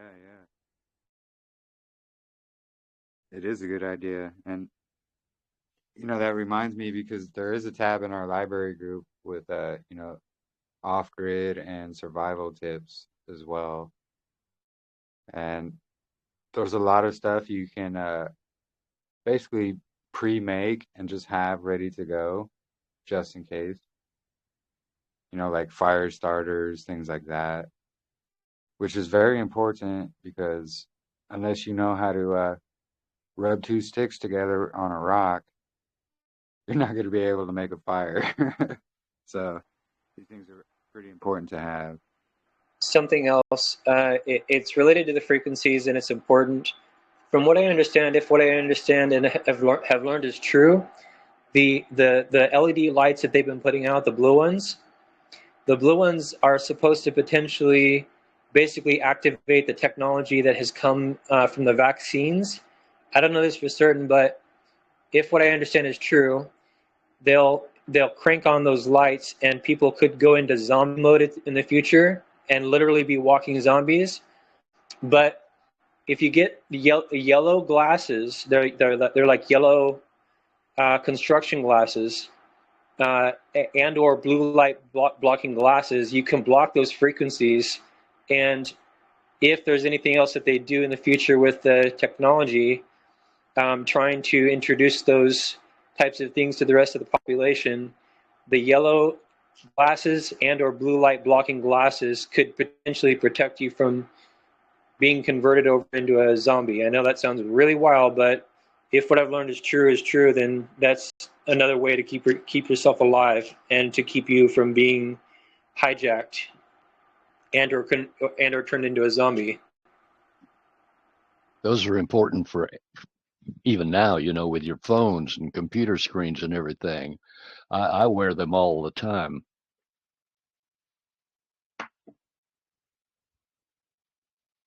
Yeah. And so what you said there, Angel, reminds me because there's this channel on YouTube and he was speaking about a dream he got, and it was basically just about that, how there was these frequencies that would go off and people would just turn into mindless zombies killing each other. Then it would turn off and they would go back to normal, all freaked out, not knowing what happened. Then it would turn back on and they'd go right back to it. And then someone else, it was actually in a fellowship, and it was about a month after I saw that video.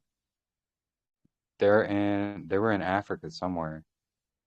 And apparently there's like some village in the wild in Africa that they did experiments on with frequencies. And it was exactly what that dude was describing in his dream. Like they would use a frequency, it would turn the people into these mindless zombies that are just, crazy and, killing each other. And then once it stopped, they stopped.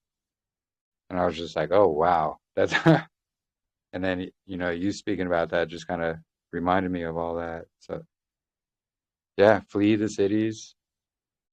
That's probably the most important thing. Like being in the big cities, they're cattle houses, really.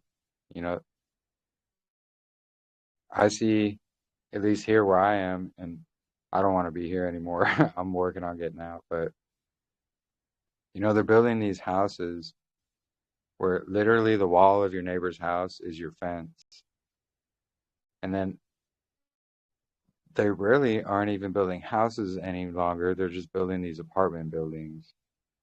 And they're all fenced and gated, and like just everything seems like this cattle trap. And then these 15-minute cities that they're all trying to do. So the wisest idea is to get out to the country or the wilderness, wherever you are. If you're already there, you're already ahead of things. So I think we as a community should consider getting some land together out in the wilderness somewhere and starting to get ready for the apocalypse, whatever that may be, in whatever timeline we're in. yeah, because either way, it's not going to play out good, for sure. So yeah, no, I think that's a good idea. I've been thinking about that too, just a community and having an emergency plan. Like, hey, if something happens, we can all meet here. Exactly.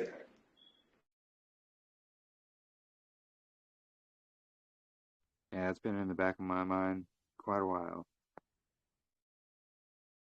I brought it up once or twice, not on like our fellowships, but just in passing in the messages. Okay, we should come up with a central meeting location. Actually, I did mention it. I said, hey, we should all meet at Lee's house. Oh, he's not in here. Oops. In Oklahoma? Yeah, I believe he's in Oklahoma.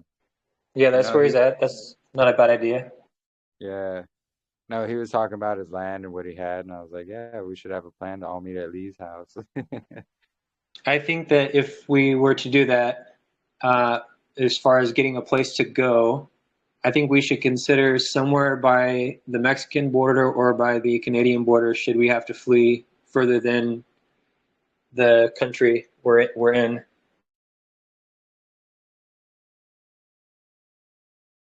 Yeah, and Yahuwah will protect his people as well. So, if you're unable to leave or do anything like that, Yahuwah will protect you and he will always offer a way out.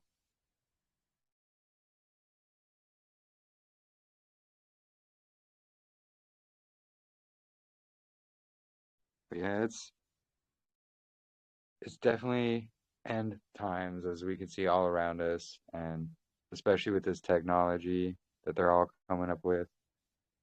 They have the social credit score, the digital currency, digital ID, digital medical stuff. You name it, it's all digital, and they're trying to connect it all into one. And I think that Elon Musk Neuralink thing is a big part of that. I Because don't know they're if you. Oh, go ahead. I was just going to say, speaking of what you said, I don't know if you guys saw, but if I recall correctly, they turned off 47 million accounts in Vietnam over the Real ID or something like some sort of ID that I think it's the Real ID over in Vietnam within the last week, if I understand correctly. Yeah, I heard the same thing.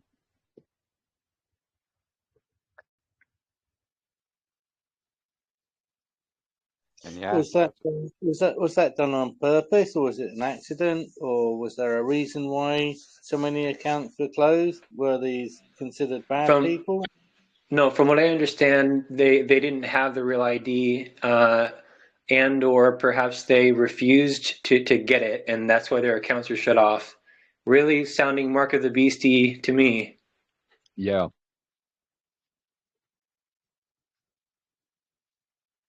Yeah, that's what they're going to do. That's why, a lot of people recommend don't keep your money in banks. Actually, it's better to invest in like precious metals and things like that because you can at least trade and bargain. Because if you have paper money, it's going to be worthless. But if you have things, tradable goods, things like that, there will be a market for that, and that's how you can get by as well. But yeah, they're moving all of this to the digital stuff. I was about to say because Elon Musk's Neuralink brain chip thing, they're making it this cool latest fab, and it can help the blind see and the lame to walk. So everybody's gonna want to get it, and you can just think about something, and there it is. So I believe they're gonna try and implement all of this into that, and then try to make that mandatory. That's just my thought. That's where I see it going. And it's I probably think you're not. right. Yeah. I mean, it's probably not too far away either. With what all their plans, we see all this. Oh wow, About 86 the million. precious metals, try to keep it in the smallest amounts or denomination values, I should say, as you can, because it'd be pretty hard to deal if you have large quantities of gold, for example. I don't know if anybody listens to Mike Adams much, but he advertises these goldbacks. Has anybody heard of the goldbacks? I think I've heard of them. They're like they're kind of like using a currency, but they have the gold. They have the gold electronically inserted into the bill of various denominations. And also there's silver that you can get in little plates where you can break off a piece of the silver, like little squares that you can use for exchange. Yeah, I've seen that actually. Yeah. Hey, I have a question for everyone. I Yeah. do still live in town, but I've noticed over the past few months now, there's sections of road within town, all throughout my town, that they're digging up, and I don't know what they're doing, but there was nothing wrong with these roads in these sections all throughout town. I would say it's probably about maybe 30 to 50 feet long, just these sections that they're digging up. And you can't tell what they're really doing, but it's all throughout the town. Have you guys noticed anything like that going on where you guys live by any chance? Yes, Jennifer. I live in the UK, and I teach people to drive cars, learn to drive cars, and I operate out of a city called Winchester. Uh-huh. And for the past almost year plus, there seems to be roadworks all over the place. They start in one place and they finish. They start in another place, and if you look at what they're doing, they're feeding some kind of fiber optic, or they're building cables that are going through. They're restructuring the city. Mm-hmm. But the companies, the vans that are doing the work, if you look closely enough at the work vans, you might see the word telecommunications.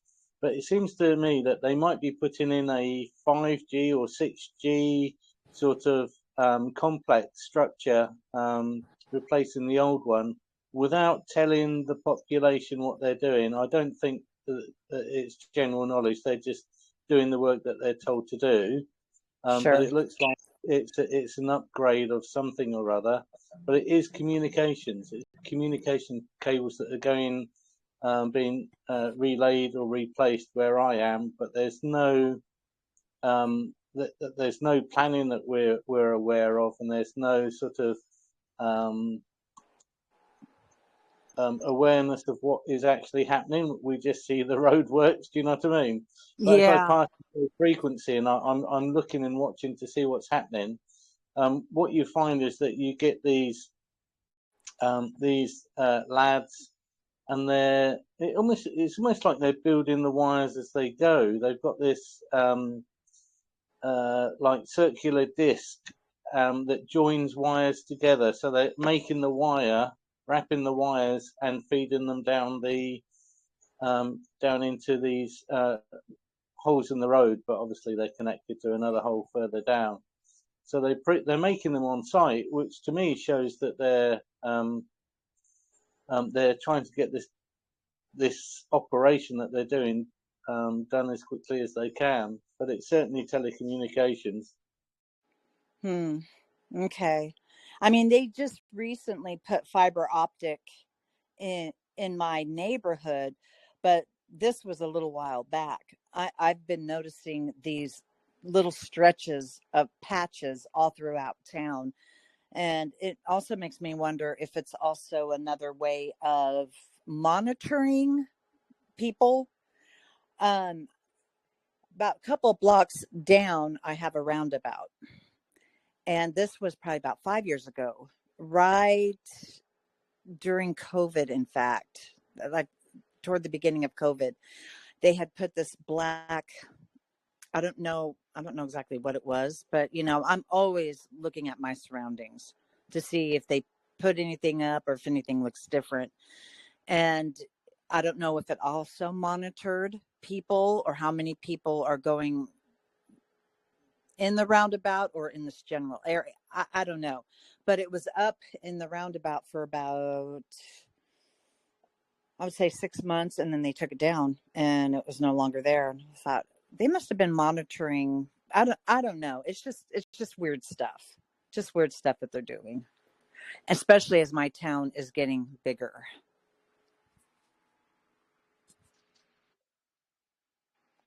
Yeah, I've noticed them here over the past few years, actually.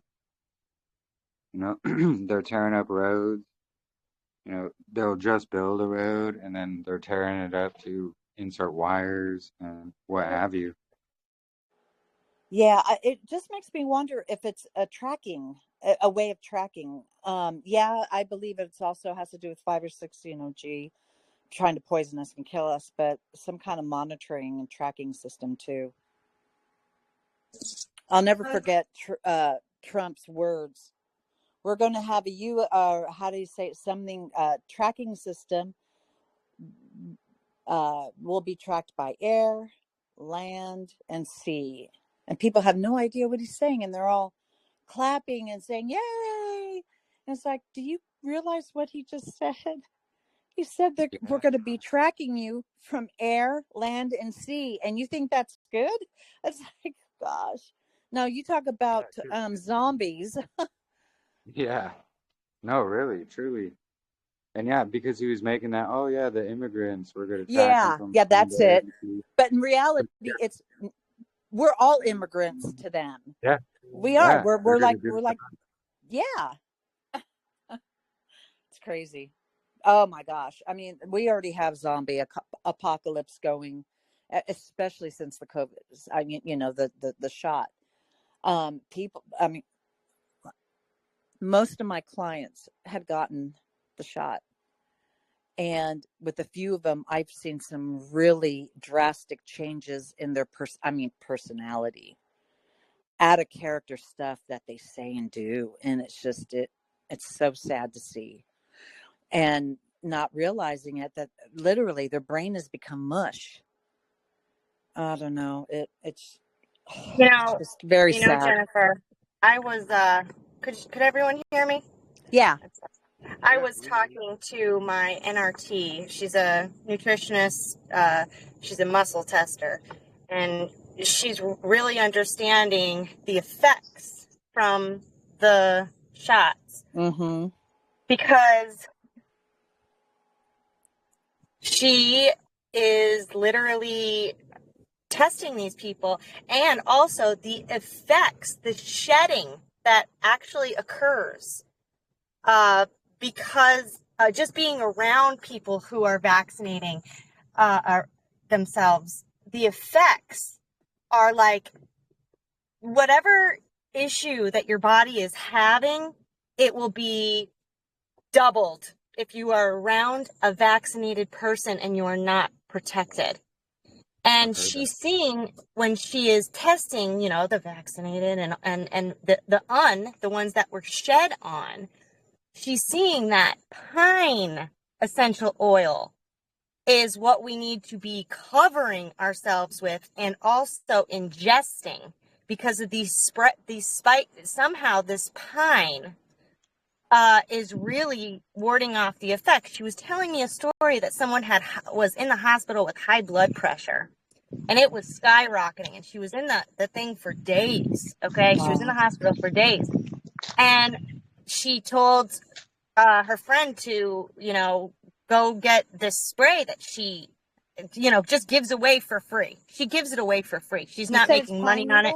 Pine needle It's oil? pine needle, and there's a really great one that you can ingest. You just put a little bit in water, and it's a pine extract. And when you drink it internally, it really, really helps. But so she gave her friend this spray that she makes. She said, go in the hospital and spray her. And do you know that day she was released from the hospital? Oh, wow. Praise Yah. She Yeah. was just right, Jeremy. I was just on the phone with her today. She's telling Uh-huh. me all these stories, and she's in these groups with like doctors of all kinds, and all these doctors are now making her spray and spraying themselves down. The ones that like know about the harmful effects of the shedding. It is for real. It's legit. Yeah. And there are ways that we can protect ourselves. I I'll could get post. some pine needle extract. I've been taking it in a capsule form, but I know tincture is always the most powerful to use. I'll post what she has found works. Okay. Yeah, that would be great, And Katrina. I'll post. Yeah. Speaking of that, Katrina, what you just said confirms what I've learned, and I don't know it to be a fact, but I believe it to be true, is that pine needles and or pine is supposed to repair DNA, and it's loaded with vitamin C and is useful for things, for symptoms of COVID itself. Yeah. Yeah. Also, you guys, what's really good for the symptoms of the COVID is, now I wouldn't counsel to smoke it, of course, because it's not good to be inhaling any smoke in the lungs, but organic, pure tobacco, using it in a foot bath, or even, I don't know about drinking it as a tea, but drinking it as a tea. Yeah, go ahead. I have something important, and that's the only reason I'm saying something about that. So nicotine, the reason why, for instance, smoking, and I'm not encouraging you guys to do this, but it may be not the worst idea, and or consuming, we'll say, tobacco essential oil, because I also had some of that in the Amazon cart, but I didn't end up getting it. But anyways, the nicotine itself is supposed to interfere with, disrupt, and or disengage the nanotechnology. It does. That's the reason why that a lot of people that were smokers, they didn't get the effects of it like everybody else did. But that's why actually I found it's a tribal group. I forgot the name. I have to go back on my info, that they grow it organically, pure organic. I mean, there's no sprays, no nothing. Very good. And they use it for their, I guess they use it for their medicine and their ceremonies. And they don't sell to just anybody, but I got a hold of them and I said, hey, I'm using this for medicinal purposes for, COVID related stuff or heart issues or whatever. And they said, yes, we would be honored to sell you some of this. I haven't gotten it yet. It's a little pricey, but it is worth it. It's like $80. It could be more now, or so, a pound for this organic tobacco. But according to, he's a naturopath doctor, Dr. Artis. I'm assuming a lot of you guys have heard of Dr. Artis. He was the one that was suggesting of doing foot baths with the tobacco, organic tobacco, and if you can, drink it as a tea. But he did not encourage to smoke it. But anyways, yeah. So that's also another good thing to use. Yeah, Brian Artis also said to use nicotine patches. Yeah, interesting. Huh. Or nicotine gum.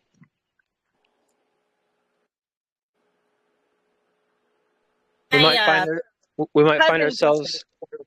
My cousin just quit smoking, and he used oh gosh, it's like not a gum, but all right, just wait, honey. It's not a gum. All right, we're going. It's not a gum, but it's like a packet that you can put on the side of your mouth too. And it really helped him, but it's with it has the nicotine in it. It's like a little patch that you put at the side of your mouth. Yeah, like a little pouch or something. Like a little pouch, yeah. It looks like a little packet of like sugar almost, and you just put it on the side, like in your mouth. So they actually have all of this with organic tobacco. They made organic tobacco pouches and stuff. I don't know if it's organic, but he was a vapor. He was a vapor, and he used it because he didn't want to get. I kept warning him about popcorn lung. What I'll And do is I'll share that information. I've got to go back on my on all my stuff. I forgot the name of the company, but if you want me to share it in the chat of this organic tobacco that they grow themselves. Yeah, go ahead. Okay, yeah, I'll do that.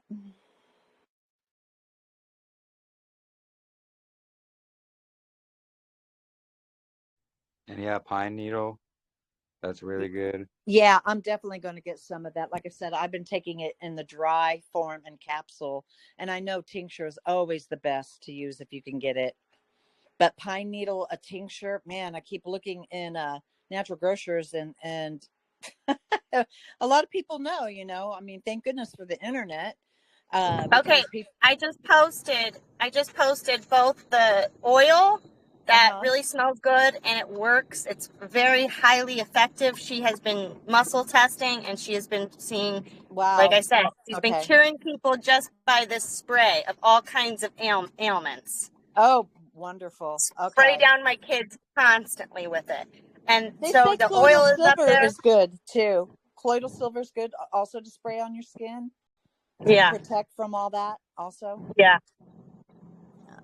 But that would be a little more expensive, I think, than pine needle. Unless you're making your own colloidal silver. Yeah. My friend makes colloidal silver, Kimberly. Yeah, she's I not do able have to a get colloidal silver access. machine. It Yeah. works good.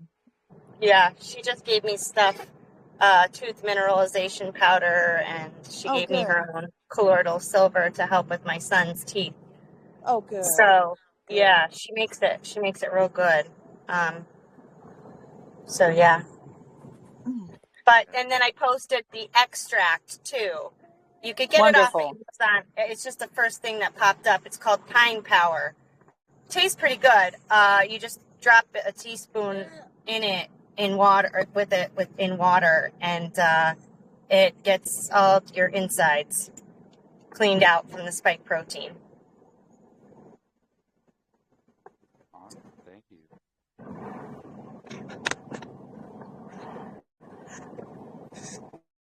Yeah, pine is actually very beneficial. Notice it's the most abundant tree on Earth. It's on every single continent, pretty much. And I do there's antidotes for all those poisons out there. Well, usually where there's a poison, you'll find the antidote right near it in nature. Yeah, I do want to mention Standard Process is a great company, and they have just been coming out with a new product for people with methylation issues who cannot methylate folate correctly. And I forget what it's called, but it's some kind of like a folate supplement, which would be really good for us because we're all so poisoned with the folic acid supplement that they're putting in all the foods. It's all it is poison. It's legit poison. And we should be able to detox our body by, glutathione is a fabulous support for detoxification of the liver. And so when you're using the L-glutathione and you're using the correct folate, you won't see that much sicknesses because your methylation pathways will be opened instead of closed because the folic acid will close your pathways. So those are two really critical supplements to have with, they're poisoning us with our food, and then the pine for the vaccine shedders that are really causing us so much damage. Yeah, and every single one of my clients had gotten the shots. Yeah, at least the first one, and then there's several that gotten all of the boosters. Yeah. Yeah, like I said, if you're around them, you're going to feel the effects from it. It's just like with trees. If a pine tree gets some kind of a disease on it, all the other trees are going to feel, all the surrounding trees are going to feel that poisoning. And we do the same things when we're near other people. We're feeling their energy systems and we're getting what they're putting out. And that's why they think, oh, contagion, oh, you're around someone and you get sick. Well, when you're around them, your body is going to be pushing off the detox pathways that is happening in them. It's crazy, but that's where you get all those symptoms.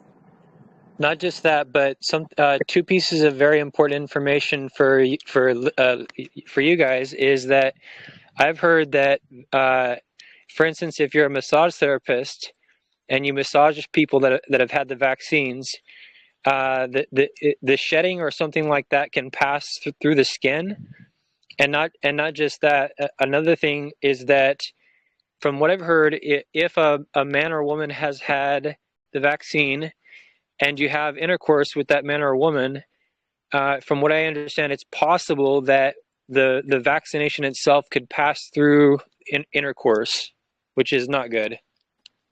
Yeah, I've heard all that as well. Yeah, I've heard that. Yeah, like we said earlier, they attack from all angles, and yeah. That's why literally every day we need to be praying. Like I said, Psalms 91 is my favorite, is one of my very favorites. We literally have to be praying that over our households and over our friends and over our family in Torah. Just pray for each family, because when they have all these attacks coming from, every source and everything what we need to live, it's only through the grace and the protection of Yah that he can literally put that hedge of protection around us to where it won't even come near us or our dwellings. Praise Yah. Yeah, praise Yahuwah, absolutely.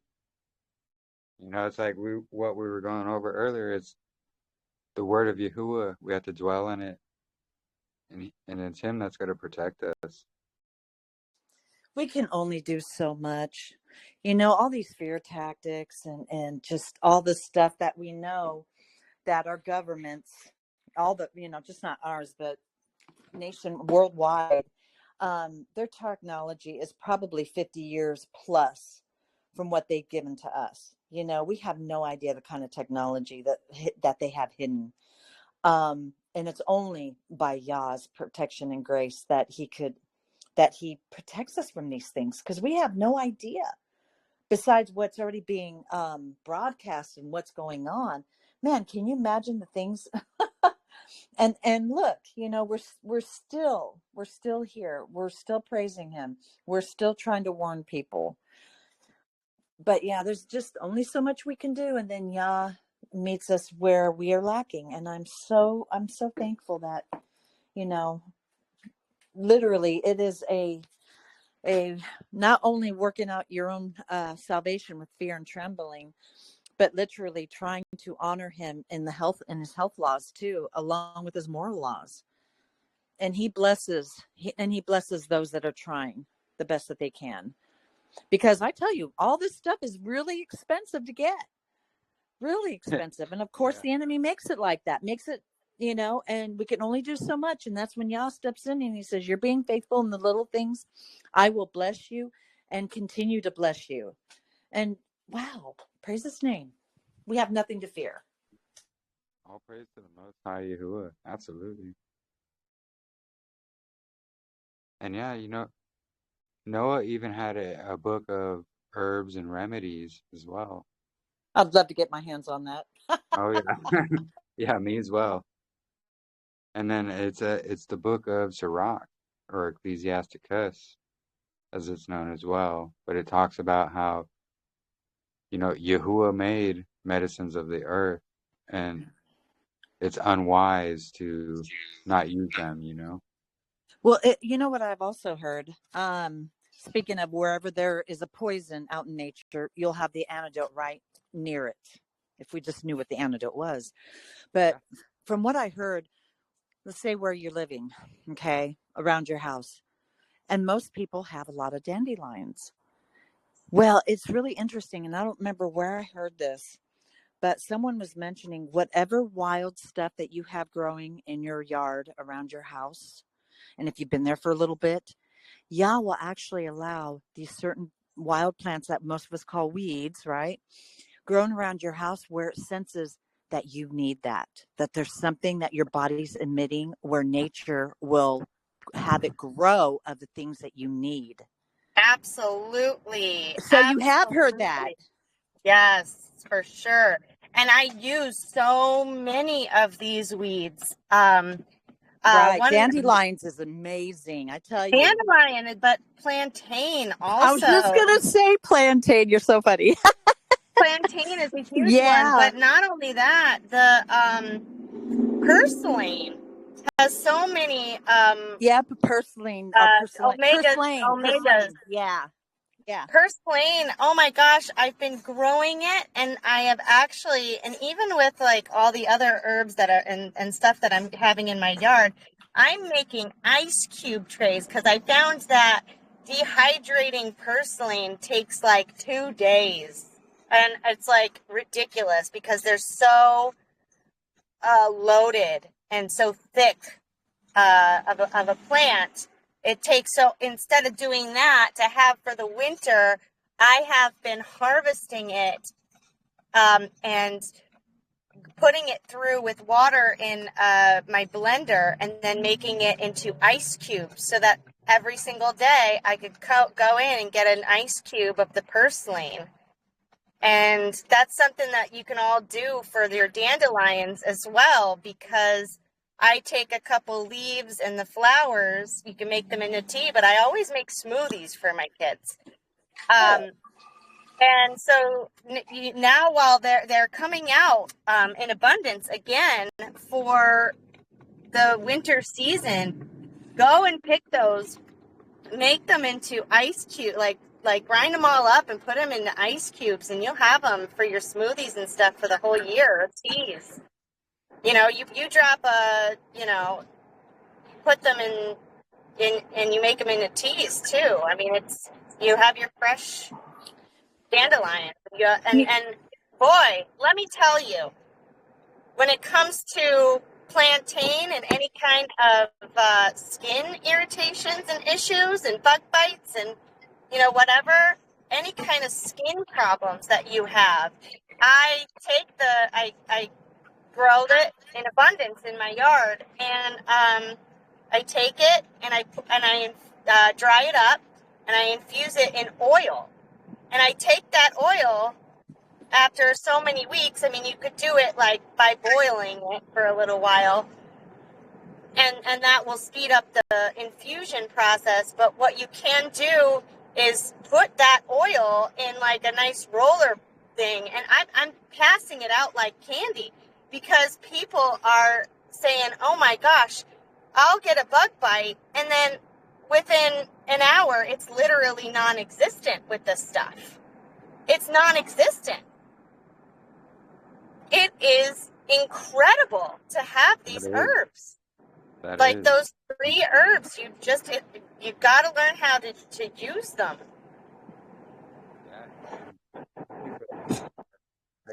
I have to confess, I am a dandelion root eater. I would say twice a week I actually dig up the root and wash it clean. Yeah, it's and really I good for you. Way down, and I don't know what health benefits. I can't say that I'm receiving. I don't notice anything. I just know that I'm beginning to enjoy the taste of this bitter root that I'm chewing on. The unfortunate thing is about with living in I'm not right in town, but I'm not totally out in the country either. But I have so much dandelion. I mean, tons of it growing all around my house. And I'm like, yeah, I know I'm going to need, I know I need this. But I can't harvest it from out of my yards because so many people in my neighborhood have their dogs running around free. And the last thing I want to do is get something tainted that has, feces or urine on it. And, we know that animals carry parasites and stuff. So it's like the only way that I would feel comfortable even harvesting, dandelion is if it was out in the country somewhere. I can't, and I have a lot of it growing. what you can do is get those barrels, and you could make it you could make barrels of it. That's what an alternative, if you don't want it in your yard. You could plant, because they, when they turn into those little puff balls, that's actually reseeding it. Yeah. So when you get those little puff balls, you take the seeds and you plant them in your barrels, so that the That's a ducks good idea, Katrina. Yeah. Yeah. And that's what I do all year. So so take those, and they're coming out now. I've recently just reseeded a couple into pots. But for dandelion, it's going to take a nice deep pot, because their roots are so important. Right. They're pretty So, good sized roots. Those things get thick and long. Yeah, they do. They do. So get a nice deep barrel, and take those seeds and start. And even with the plantain, right now you could go off in the wood or wherever you have seed plantain, and right now they're ready for the seeds. You get the dry seeds. I'll be home in like 2 minutes, but you find the seeds, and then you regrow them into pots. And I'm going to show you how I do that. Yeah, that would be great. I would have to also know how to do the dandelion, because dandelion is so beneficial for so many health ailments, and the way it's growing. I mean, I have so much of it all around my house, and I'm like, I wish I could harvest all this. But that's a good idea. It's a good idea. Reseed them into bins. Yeah, I'm gonna do that. That's what Praise Yah. Yeah, putting them in, different pots, or even having some kind of raised bed, and you could put fencing around that so other animals like dogs and cats won't get in there and make it their bathroom. Another unfortunate thing about trying to grow anything in my ground is the moles are so bad in the front and backyard. The moles. Oh my goodness. I just trapped mine. Get a trap. Get a trap and trap them, and then set them free in another place, because I just had to do that myself. I actually ended up catching a skunk too. But yeah, I had a wildlife guy come and set him free, because they might have babies right now, so I didn't want to take it. But the moles, you got to set traps for them, otherwise they destroy everything. They destroyed my first round of lettuce this year, and I was devastated. Oh my gosh. Yeah. They are little buggers, and they are. And I know I have a lot of them. I don't own this place, I rent. But I mean, it looks like there's quite a few of them. And they've tried trapping before. The thing is, you've got to kill their food source, which is the grubs and whatever else they eat. And this is very fertile soil all around my house. I mean, you have earthworms in it. Very, very fertile soil. So, I've asked the landlord to try to get rid of them, and they've tried several times, and they tried trapping. They tried killing the grubs. I don't know what it is, but we just can't seem to get rid of them. Yeah, we don't have moles out here, but we have not groundhogs, gophers. That's the word. Okay, they do really. Sorry, really quick while I'm home. I just really want to show you something that you need to get. So let's see if I could get my camera to work. Okay, so this. Wait a minute. Okay. Yeah, we can see it. You want to find these things right now. These things this is a broadleaf plantain, okay? And they'll bring out these shoots. These are seeds. So you take this, well, it has to be dried. It will dry it out, okay? And then you just reseed it everywhere. Just keep it going. But these are the seeds. And I'm sure that they're probably even medicinal. Katrina, can you show what the leaf Plant looks like again? Because it was pretty blurry. This one. Man, it's so blurry. Oh, is it? Here, let me turn it Yeah. on and off again. Okay, I can see you clear. Okay, there you go. Broadleaf. This is broadleaf. You could see it's very thick, but they'll have these shoots coming out of it. But then there's also another type of plantain, which is this. Okay, now keep it still because it's really blurry. Oh, it's still blurry. Oh, can't see it.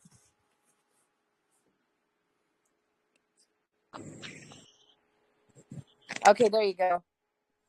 This is the slender plantain, but you see how it has these ribs? Yeah. Yeah. I mean, I have it growing everywhere. Wow, look I at don't. that. Yeah, awesome. Yeah. And then this is the purslane. It's blurry. Okay.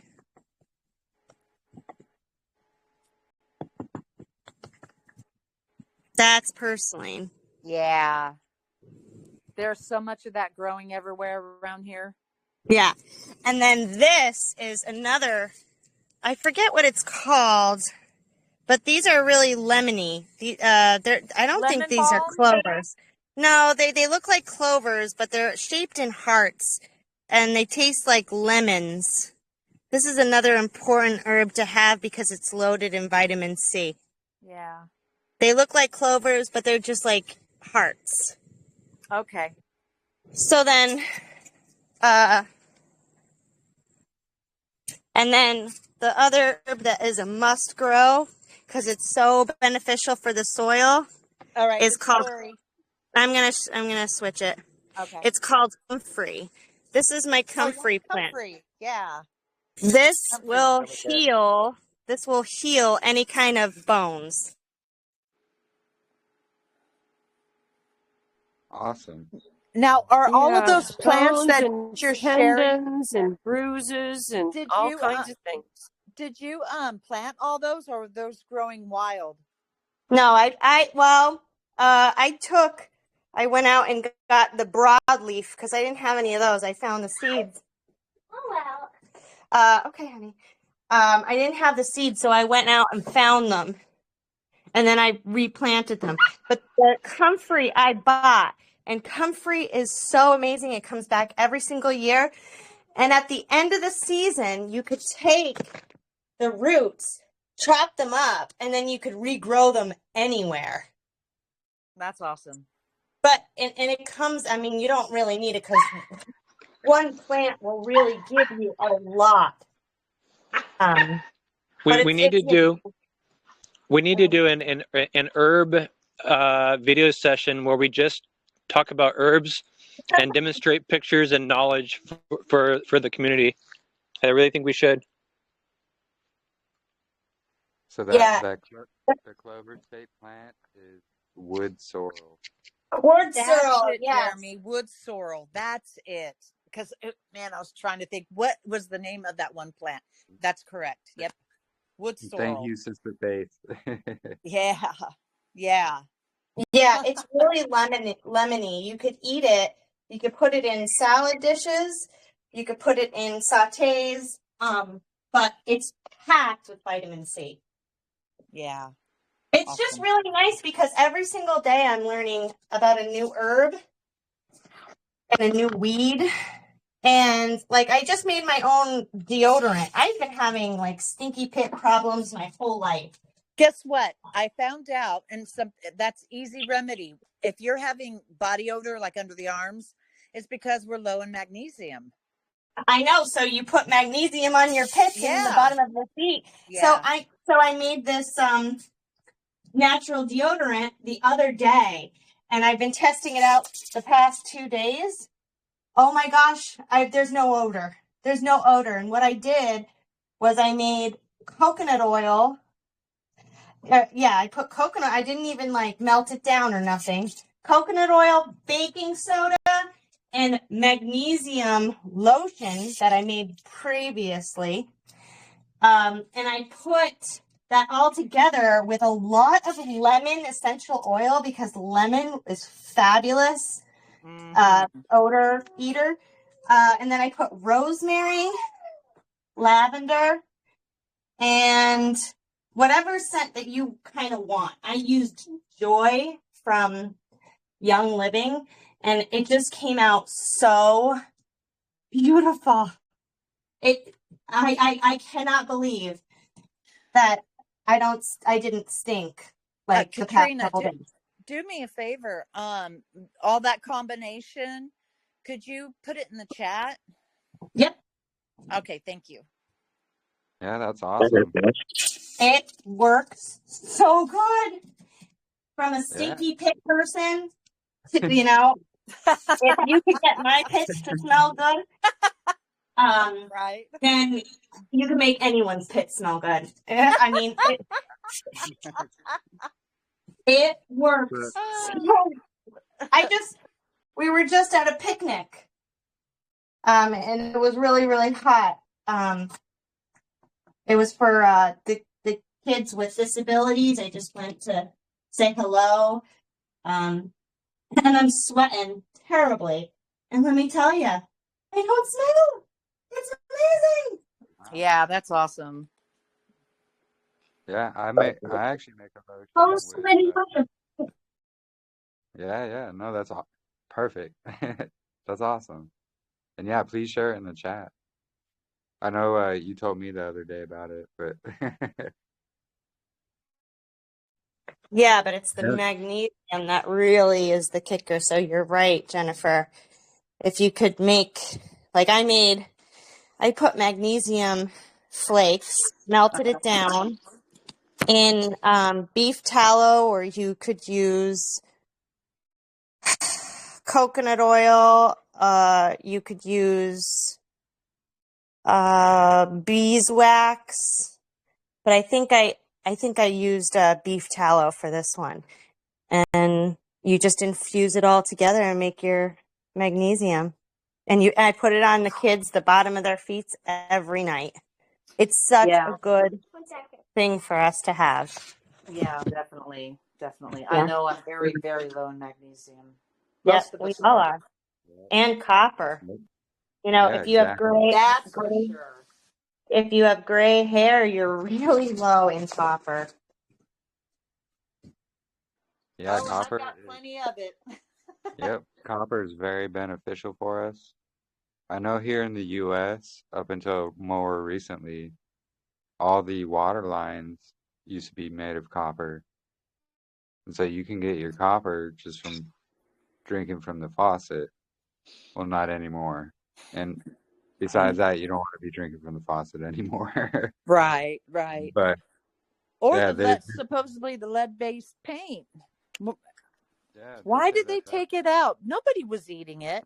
It's because it's a conductor. It's to keep whatever waves that they want to come into our house. Exactly. It helps block frequencies. Exactly. Yep. That's the reason why they got all the lead-based paint out of the house. Yep. We're sitting ducks. But you know what? Like I said, Yahuah can keep that shield of protection around us because, like I said, we can only do so much. Did you know that eating avocado helps with your copper? Didn't know that. Also, might be garbanzo beans have copper. It's been a long time since I was looking at copper, but years ago I was really having off balance, having problems. Went to the doctor. He says, "Oh, you're low in iron," and I said, "No, I'm a vegetarian. I know how to get my iron." Yes. I was low in copper. I wasn't low in iron. And that's what it was. They tell you you're low in iron when in reality, the reason why your iron can be affected is if your copper is really low. But other than that, you treat the copper problem and your iron will be fine. Can I share something wonderful with you guys? Yes. It's along the lines of what we've been talking about. I started learning from this forager in the Tacoma, Washington area. And if I research it and find his video, I want to share it with you guys because I think you guys would be blessed by the information. But anyways, he and his family has been foraging basically their whole lives, as I understand. But one of the things that happened was, I guess they were getting more or less the majority of their food from wild foraging. Well, he had a friend that was a nutritionist, and they had a scale of, I think it was like 0 to 100, according to the nutritionist's scale of nutrition. 100 being really healthy, 0 being not healthy enough. Well, the nutritionist was like, well, we need to, I want to find out, since you're getting all your food or so much of your food from the wild, if you're getting enough nutrition to, if you're getting enough nutrition, because basically it was something along the lines of he was concerned about him not getting enough nutrition. Well, they tested his blood, and if I recall correctly, don't quote me on the numbers here, but it was some ridiculous number like 1,000 or like 10,000, some huge number, which was way over what was supposed to be perfectly healthy in the nutritionist's eyes, and most of his vegetables, etc., herbs, etc., came from wild foraging.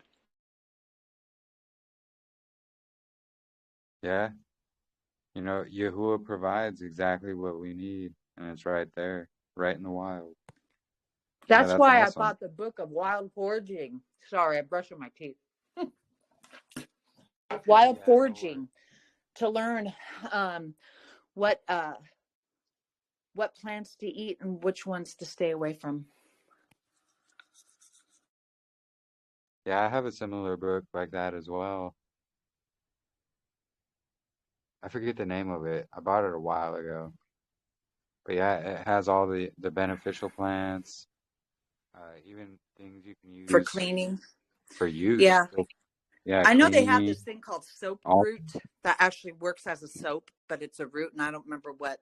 I don't know if the plant was called soap root plant but it actually cleanses your body. It's really neat. But I know there's one that you have to be so careful with, and I'm assuming everybody probably knows this. Wild carrot and that other very high poisonous, they look a lot alike. There's just one difference. Yeah, Queen Anne's lace. There's another one, hemlock. It's got a little red thing. Yeah, it's hemlock, which hemlock is, I mean, within, what is it, like 10, 15 minutes, if you don't do something to get it out of your system, it'll kill you. That's how potent hemlock is. But hemlock looks a lot like wild carrot. And I think the difference between the two is there's this, I don't know if it's like a slight purple line in the middle of the leaf, but you have to be so careful because there's so many similarities between the good and the bad. Yeah. Oh, that's interesting. And yeah, there is similarities between good and bad ones as well. So you really have to know the difference. That's why I don't trust myself just to take my book and go out in nature. I would want someone who's skilled, who knows how to live off the land. I knew someone like that in the past. This is when I was still going to the Adventist church, and he was in Army, and he learned to live on the land and learned what stuff you can eat and what not. And man, of course he's gone now, but it is vital to know. We need to definitely learn these things. Yeah, absolutely. I agree. It even says it right there in scripture. You know, I consider Sirach as scripture, so. Me too. It's a good book. Yahuwah made medicines of the earth, and it's unwise to abhor them or not use them.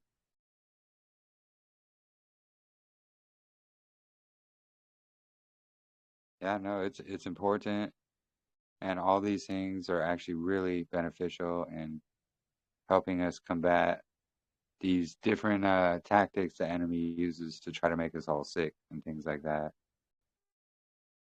And also, I need to say for the YouTube, you know, we are not medical professionals. So For educational purposes only. yeah, for educational purposes only. Thank you. But yeah, all these things are very beneficial to us, and most of the things they call weeds, they're very beneficial for us. And Roundup and all that, I'm sure everybody knows who's behind them. Oh, And by now, the way, one more before I forget is sunflowers. Actually, takes away radiation. oh yeah.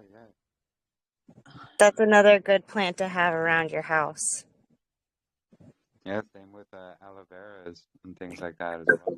I have Yeah. one big aloe vera plant in my house. That's all I have. Everything that I've tried growing in my house dies because it's like a little cave in here. I don't get very much sunlight. Yeah, I have so much aloe vera around my house. Actually, 2 different kinds as well. It's pretty cool. It's also good to make, lotions and stuff with. You can even make juices with it. And yeah, I was going to say earlier, I make a lotion using coconut oil, and I'm trying to remember all the ingredients. It's coconut oil, some witch hazel to kind of lighten it up a bit, and then I use frankincense, myrrh, and pine, and a little bit of oil. Oh, speaking of mixing certain essential oils, scents together, another thing that I had heard, I'm not sure how true it is, but supposedly there's certain scents that we're not supposed to mix together, that Yahuah does not want us to mix together. I don't know if it was because that was the mixture used in the temple. And I don't know if frankincense and myrrh, and I love those two blended together. It's so beautiful. And those two, were Well, used. it's all those ingredients right there that he's speaking about, and he says this is only for the priest. There's like I'm guessing 5 to 7 different ingredients. It's not something that you could accidentally put together. Oh, okay. All right. So then mixing the frankincense and myrrh then is still okay. Yeah. Okay, good. Because Yeah. I don't want to If be you disobeying. No, exactly. No, I understand. So yeah, I read that verse to make sure I'm not making anything like that. But if you take those separate ingredients, it's perfectly okay to use them, just not in that specific combination altogether, Yes, but frankincense and myrrh together, I usually get some incense or oils that have those two blends together, and it's really nice. And I thought, ooh, should I even be using these two together like that? But if there's if there's other oils involved with it, then okay. Yeah, there's quite a few. I think Angel was right. It's like 5, I believe.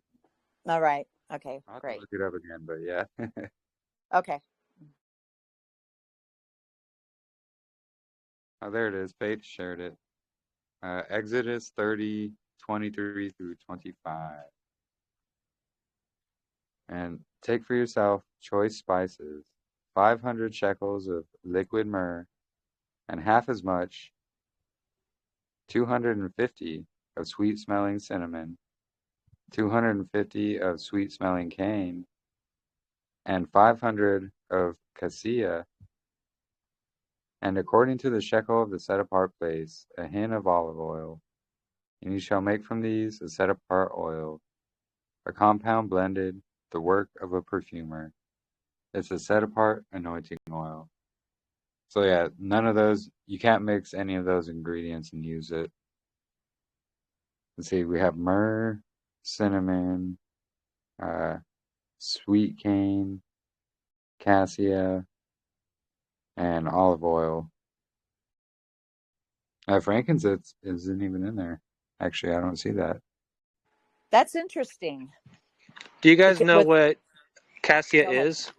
Just out of curiosity. Cassia? Some Isn't that people the were Yeah, one? trying to say it's marijuana.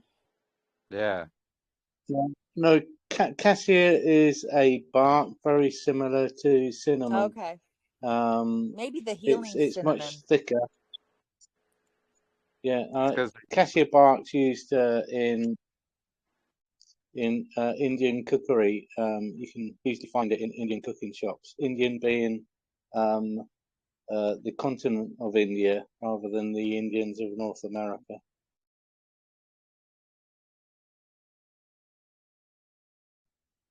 and yeah, because that Hebrew word is like cannibalism or something like that. So Yeah, I I've don't looked. remember the name for it, No, I've looked. but I've looked into that pretty deeply. I mean, it's a possibility, honestly. I know Yahuwah wouldn't have his priests their minds altered with weed and letting it smoke inside the most holy place. There's just no way. That doesn't. Well, I mean, and then getting high I off that? understand that, No. but I think that's As a it, misconception. So that's a misconception. Is it's gonna get you high. Well, if it's just an oil and things, and you're rubbing it on, Oh you're yeah, that it's won't not gonna. do it. Yeah, not just When that. they're I actually smoking it, not smoking it, but putting it in their thing, for the sweet smelling savor to raise up to Yahuwah. I know definitely they wouldn't be burning that. I heard that in Israel, they on one of the altars, whether it was an original or not, or whether the marijuana was placed there later or not, but supposedly there was marijuana on one of the traces of marijuana found on one of the altars. yeah, there was actually. But it makes you wonder if someone came along later and used that same altar, and Right. we just never know. Marijuana is actually a very wonderful and super healing plant. No, it is. It is. There's a lot of healing. In fact, medical doctors from the beginning of the 20th century, early 20th century, were using it for medical. I mean, it even showed it was really cool. I doubt it. Well, you never know if they got high off of it or not, or if they used it in other ways. But it is very health promoting with the cannabinoids and something about that being in our brains. But yeah, there's just definitely healing properties in it. That's for sure. Yeah, and especially if used in like a oil and things like that.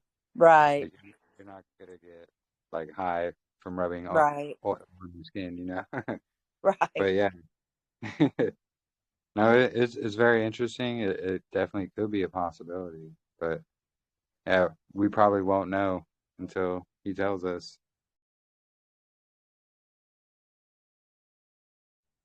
Just some interesting stuff. Since we're on that subject, I guess, of healing herbs.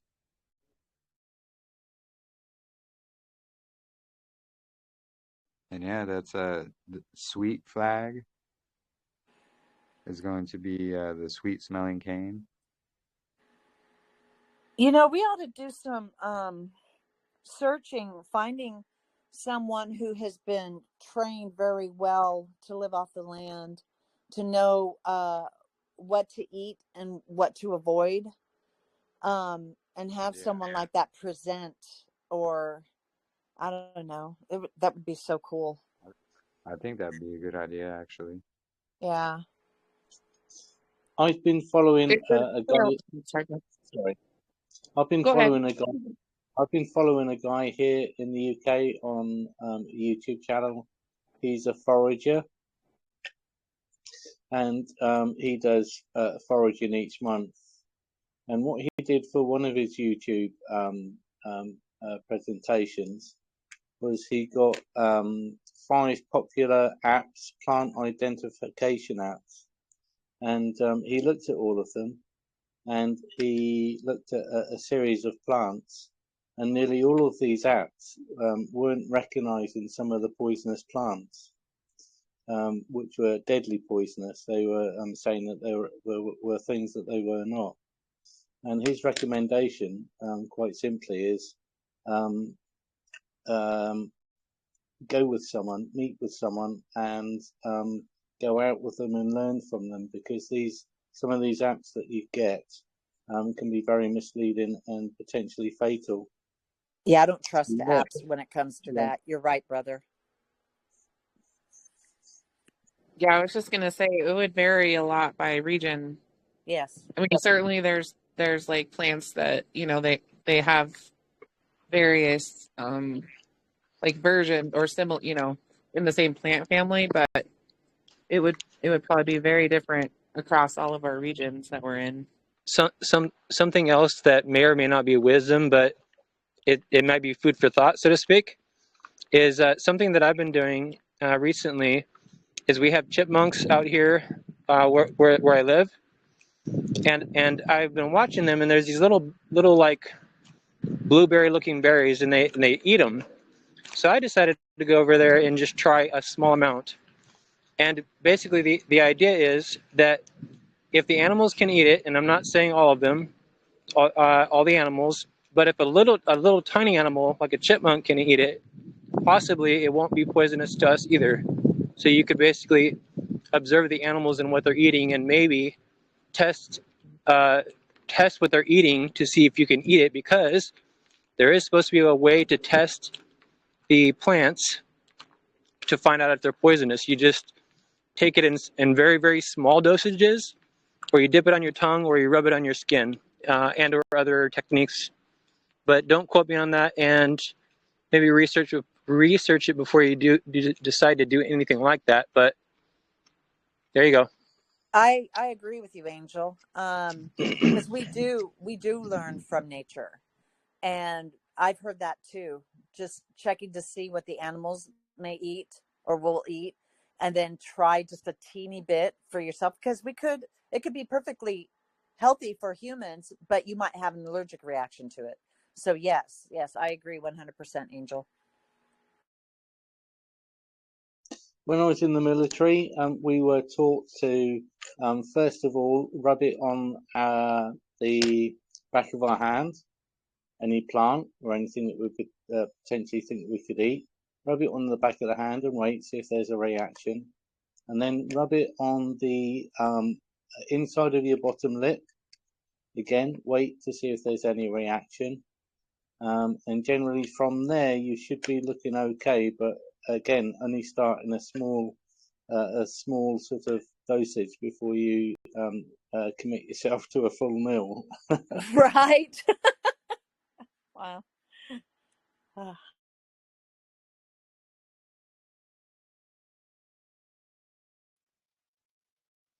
Yeah, no, all good advice. And yeah, if you have any videos you want to share, feel free. And we even have a tab in our library group that, just off-grid kind of tips and things. Feel free to put all that in there as well. Because I guess that I will will be tell.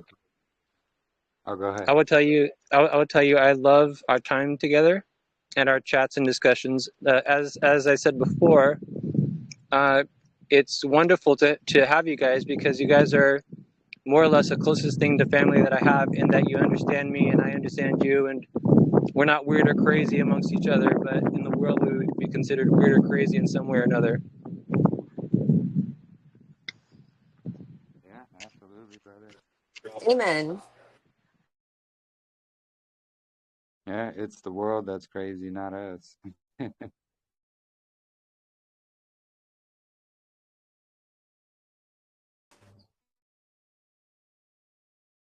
And yeah, excuse me, I love our discussions and our fellowships as well.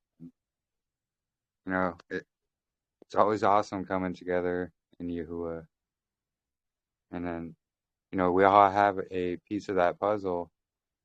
So we're all bringing things into, the whole discussion. And it's really awesome. That's how it should be.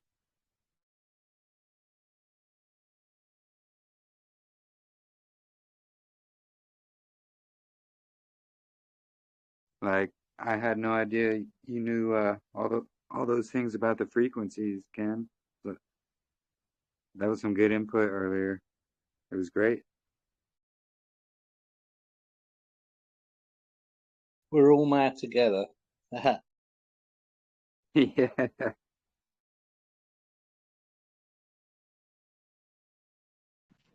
Imagine what it would be like if we actually all worked together in person and be able to just chat and talk and et cetera, et cetera. Oh Do you guys talk about the digital ID that's been flooding in other countries? Yeah. We Now, yeah. I mean, that's coming. What what do we? country was it Oh, that I just forget. happened to? Oh, I forget what country she said. What was that, Katrina? I didn't hear you. What did you say? What was? They're in other countries. They're doing the digital ID stuff. Oh, yeah. Vietnam. Like that's happening. Like it's really, really happening. It was Vietnam. Yeah, I It's think all they're trying to Vietnam. make it mandatory that you have to get it within the next 4 years or something like that. I'm just keeping my basic ID or my basic license. I don't want that. I don't want that other ID. Absolutely not. Are they Here in the requiring here, that here to travel? I've heard, because I haven't flown in a really long time, but I've heard that they're, or at least encouraging people to get the ID to travel. Yeah, I've heard about Well, that. my traveling is just going to be in my vehicle. That's the only thing I'm going to be traveling with. Right. Or my If Chevrolets. Right. Chevrolets. That's funny. If I understand correctly, they plan to stop us from traveling state to state here in America without that real ID. Yeah. Actually making it impossible to be able to go, like you were saying, from state to state, almost like each state is its own sovereign entity. in the UK here, they're pushing the digital ID on the back of stopping illegal immigrants from working illegally, if you know what I mean. We have a immigration problem here in the UK. We've got people coming over in boats from Europe that are from countries as far away as Afghanistan and Iraq and Africa, and we're all most people are pretty against these people coming over to the UK and having hotels to stay in and given access to our health service and given mobile phones when we have homeless on the streets that we're not looking after. And so the government are bringing out the digital ID on the back of potentially a deterrent for these illegal immigrants to come into the country, which everyone seems to be signing up for. But I just noticed online that there's been an online petition, and it's already in just one day gained over 1 million signatures to bring it to government for debate, so we could try and refuse the digital ID. But the date that they've got planned for this is it should be in place, they're saying, by 2029. So yeah, I think all countries are the same and following the same sort of path, and we've all got our own decisions to make around these things. Yeah, they're doing the exact same here as well, in the exact same way too. Except, we don't get the people from like Iraq and stuff, but we're getting, people from South America and Mexico Yep, and same here. yeah, some from China. And Yep. actually there are some that come from Iraq and stuff as well, because they look so similar to, the Hispanic people. So they just make it through. And, Trump, we actually just talked about it earlier, Trump talking about, oh, we're going to track them all by land, air, and sea. Yeah. People are cheering it on. And it's like, Yeah. Not realizing that, hey, when they're yeah, saying that, they mean all of us. Come on, yeah, Once you step over that boundary, that line, all what is going to really break loose. exactly. And that's all part of their plan. Yep. Little by little. People are cheering for their enslavement. Yeah, I guess now would be a good time to take a vacation while we have the time. Right? No. No, we're not gonna have the money. I mean, I like It part of said me it wants said all gold. Our gold and silver will be thrown in the streets. None of it's going to matter.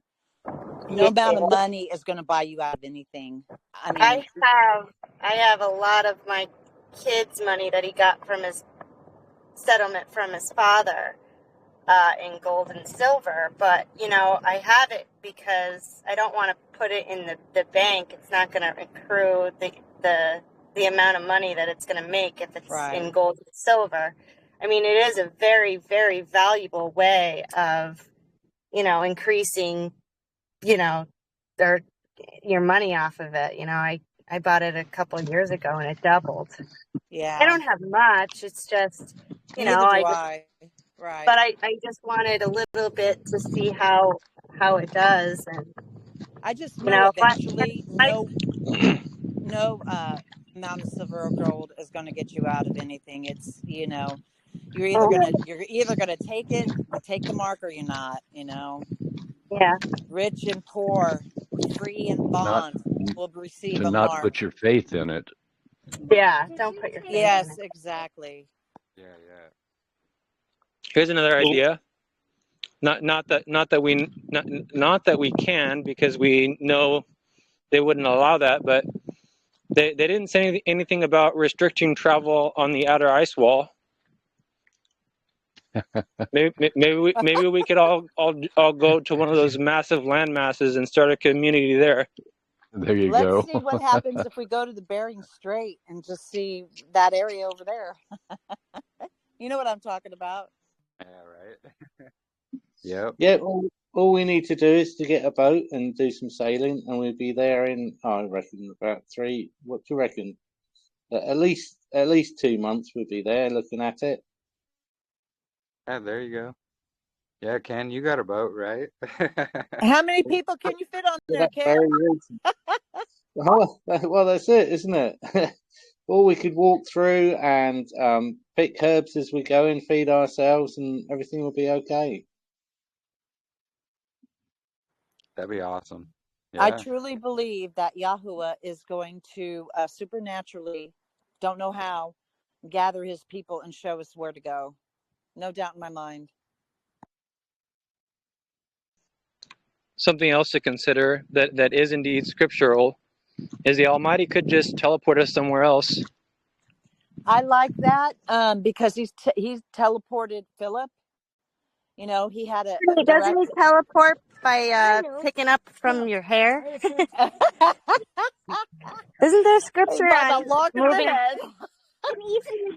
However he decides to do it, you know, teleport, Yeah, make I us think that was invisible. just Jeremiah. Yeah. I mean, he made Messiah invisible when right in the beginning, when they wanted to throw him off the cliff, when he said that Isaiah was being fulfilled right in their hearing during when he should, right before he started his ministry, and they were ready to throw him off the cliff. But what happened? It said that he was able to walk through. So I know Yah allowed him to become invisible, where they could. I mean, for them to be around him, all of a sudden he's able to walk out of it.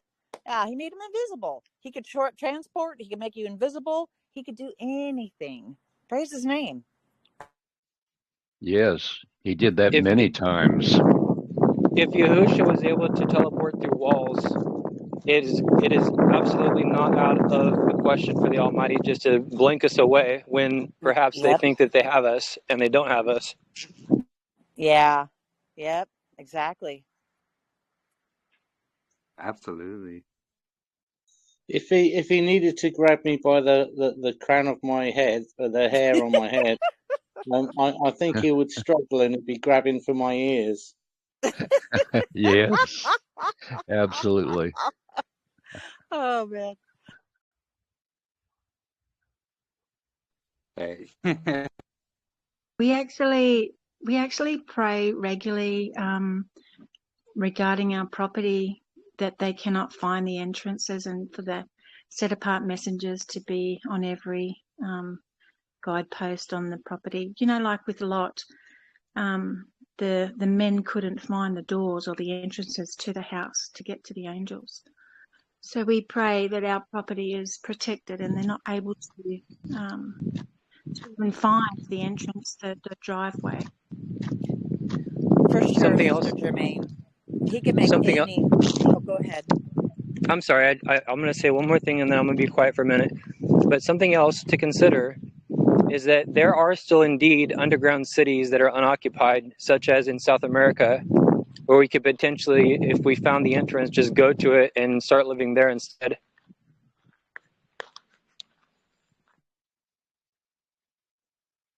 Yeah, but no, that was a good point as well, Sister Jermaine.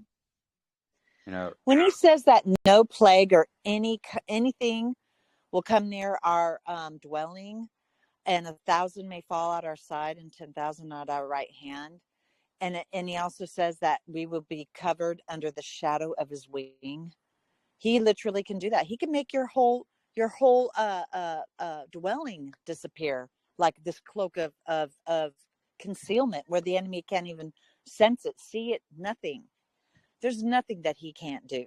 I mean, the possibilities are endless with Yah. Just it really does boil down to whatever his will is for each one of us, because some of us are going to die martyrs, standing up for his truth. Some of them he's going to allow to escape. And that's been my prayer all these years for each one of my brothers and sisters and my family, is that whatever path you choose your people to go down, please continue to help us, prepare us for it. Even though we might not know what that path is, prepare us for it physically, spiritually, emotionally, mentally, everything. And then let his will be done. Hallelujah. Yeah, always asking with all the survival stuff I've done in my life, I just kind of felt like it wasn't putting my trust in Yah, and that he can do anything to protect us, to shelter Yes. us, to keep us. So, like, the way that I look at, trying to prepare, I'm just really believing that he's going to provide. And it takes that faith. It does. I mean, look at Elijah. Yah brought him by the brook Cherith, and what did he do for him? His bread and water was sure. I mean, he's done it for so many of his children throughout the ages, of how he miraculously provided for them.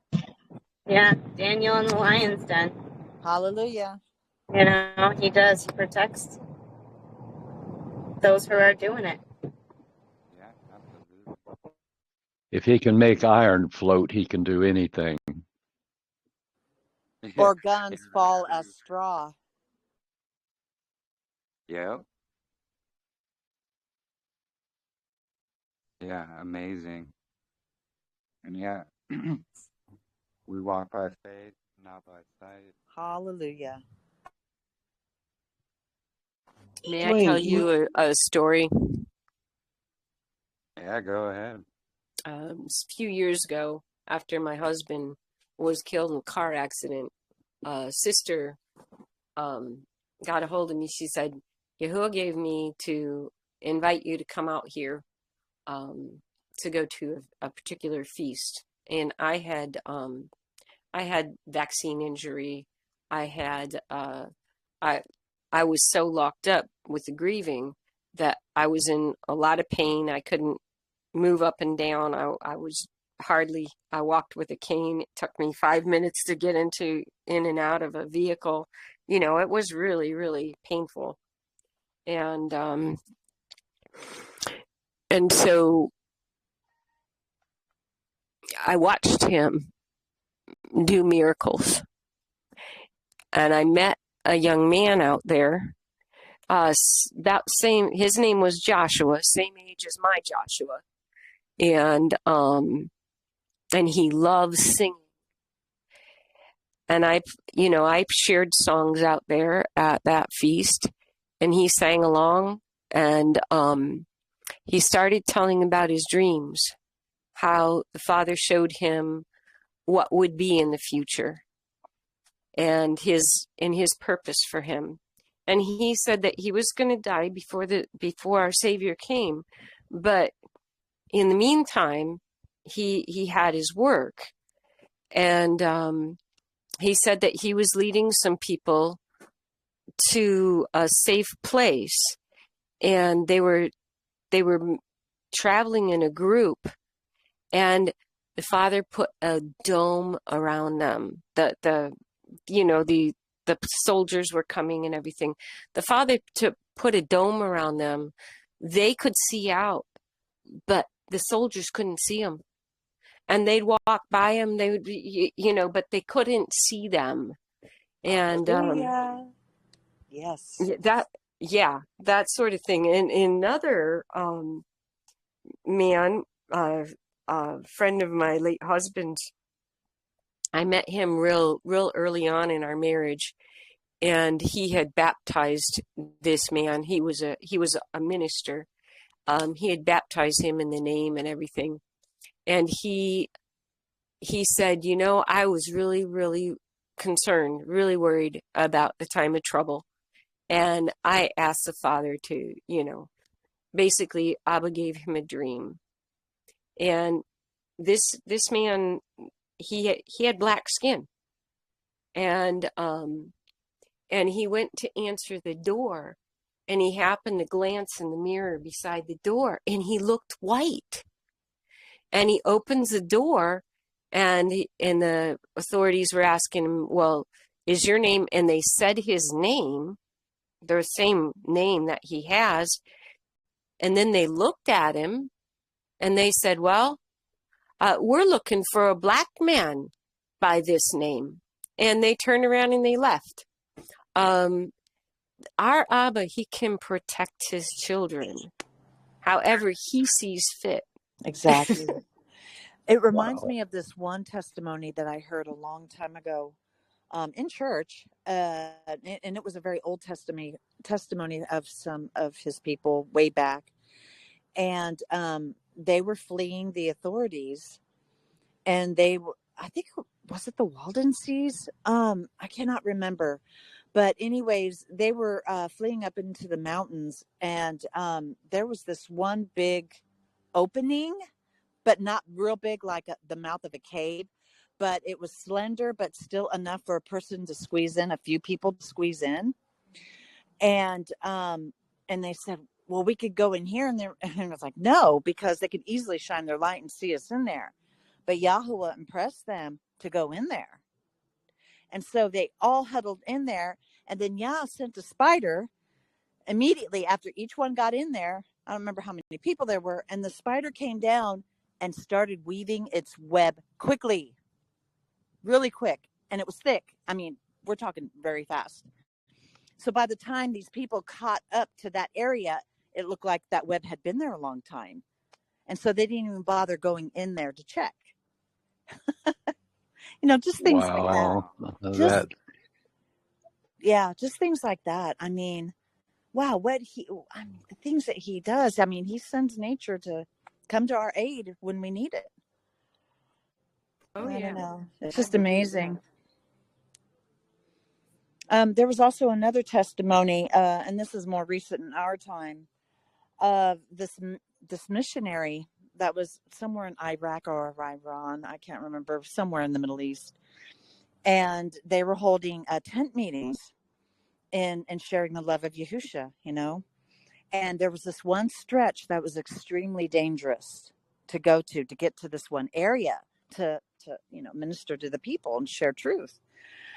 And of course they always prayed before they left, because they knew that they could get overtaken by any of whatever you call them, not guerrillas, but these people that were against any Christians or anyone sharing the love of Messiah. Well, anyways, so they kept going through the stretch for several months, but they were always praying for his protection. And I think after those several months, I think this was one of their last tent meetings. And this very rough looking guy who still had guns on him came walking up to the main evangelist, came up to him and held out his hand to shake his hand. And he said, "Oh, hi, I haven't seen you in any of our meetings." He says, "No, I've been staying way out in the back." He said, "But you serve a really powerful God, because I have been trying for several months to kill you each time you went through this stretch of area to get to this, to their meeting place for these meetings for several months." He said, "Every time I would go to point the gun at you," because I don't know how far he was, but he had one of those precision laser target thingies on his gun. And he said, "And I'm a good marksmanship." He said, "I am very good. When I hit my target, I hit it and I shoot to kill." And he says, "Each time that I went to lock on to you and to pull the trigger, it got jammed every single time. And then after you got out of sight where I couldn't shoot at you, I would check my gun and it was working fine." He said that happened every single time for these past several months. He says, "You definitely have a God who is protecting you." All of these amazing testimonies, it's like he created those guns to become like straw, useless in their hands. What our Elohim Wow. cannot do. And he made a believer out of that guy. He turned his life over to Messiah, that's for sure, after that. Praise Yah. Yeah. Yeah. So many amazing testimonies. Oh, wow. Many years ago, I was obviously in the military, and when the Falklands War happened, obviously it was big news for us, but especially being a soldier in the UK and watching all the happenings. Anyhow, going to church, I met someone that was on one of the ships in the Falklands, and I found out why he turned his faith towards Yah. And he says, "Well, it's quite simple, really. I was walking down the corridor on this particular ship, and I couldn't walk any further. I don't know why. I was trying to push my body past this point, and it seemed like there was a glass door or a resistance that I couldn't get through. So obviously I turned around and started going the other way. And shortly after that, a missile hit the side of the boat, and a lot of damage was caused, and people lost their lives. And so this guy was obviously protected, didn't know why, but was felt to go the other way, which then leads me into my story. At that church, we had two Christian girls that were going to go to India to teach on the railway stations in India, teaching the homeless children maths and English. Anyhow, they were looking for a chaperone to take them to India, so I volunteered to go with them. I was just selling my house at the time, and I thought, well, why not? So I joined them, and we went to a church camp just outside Mumbai, and on the return from the church camp back into Mumbai, no one was going to put me up. I had no one to stay in. I was kind of thinking, oh, aren't these Christian people supposed to be Christian? Shouldn't they be looking after me? So anyway, I ended up going into this very seedy sort of hotel area and finding a bed for the night.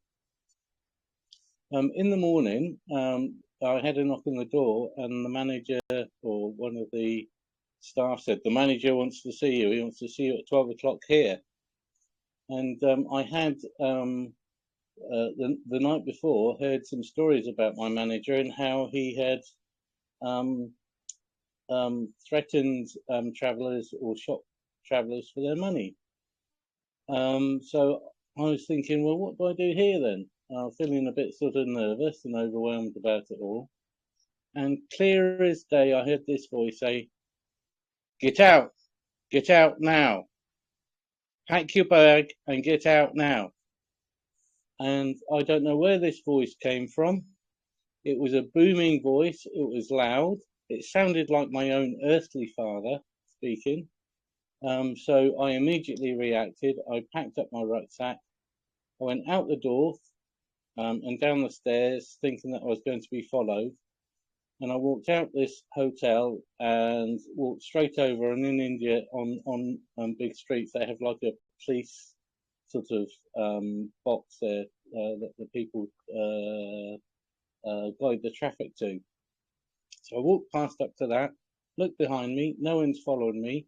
What do I do? Oh, I don't know. I kept on walking, and I came to a bus station, a coach station, and I jumped on the next bus that was going, got off that bus, and the bus travelled for 3 or 4 hours towards Goa. I got off at Goa, and I walked into the nearest hotel there, booked myself in for the night, had a night's kit, got up in the morning. I thought I'd better go down and get some breakfast. I walked up the corridor, and someone said to me, "Hello, Ken." I looked around, and it was one of the guys I met on the church camp the week before. Unbelievable! 4 hours away from where we had the church camp, this guy that was cleaning the hotel was one of the guys at the church camp, and we had I had a lovely 4 months with him and his family there in India. But the point being is that the voice that I heard saying, "Pack your bag, get out now," it was as clear as day, and I knew I had to respond to it and do it and get out. And the outcome from it, I don't know how I was reacting to it or whether I was following something, but all my actions ended up me turning up at the hotel where one of the guys at the church camp, Indian lads at the church camp before, was a cleaner. It's an absolutely incredible experience. That's beautiful. Beautiful. I felt the presence of my guardian angel. Yeah, we are absolutely being looked after all the time, and I don't think we appreciate that enough. And I think that it's about moving forward and moving out our comfort zone and being brave enough to do the things that we are thinking about doing, rather than doing the things that we think about and wish about, but actually getting up and doing it. Really, do you know what I mean? I think most days that I should just pack my bag and go. I don't need to take a lot of stuff with me, whether it will be living in the woods or on my boat and trying to sail away to somewhere else. I'm not sure. And the only thing that's holding me back are material things at the moment.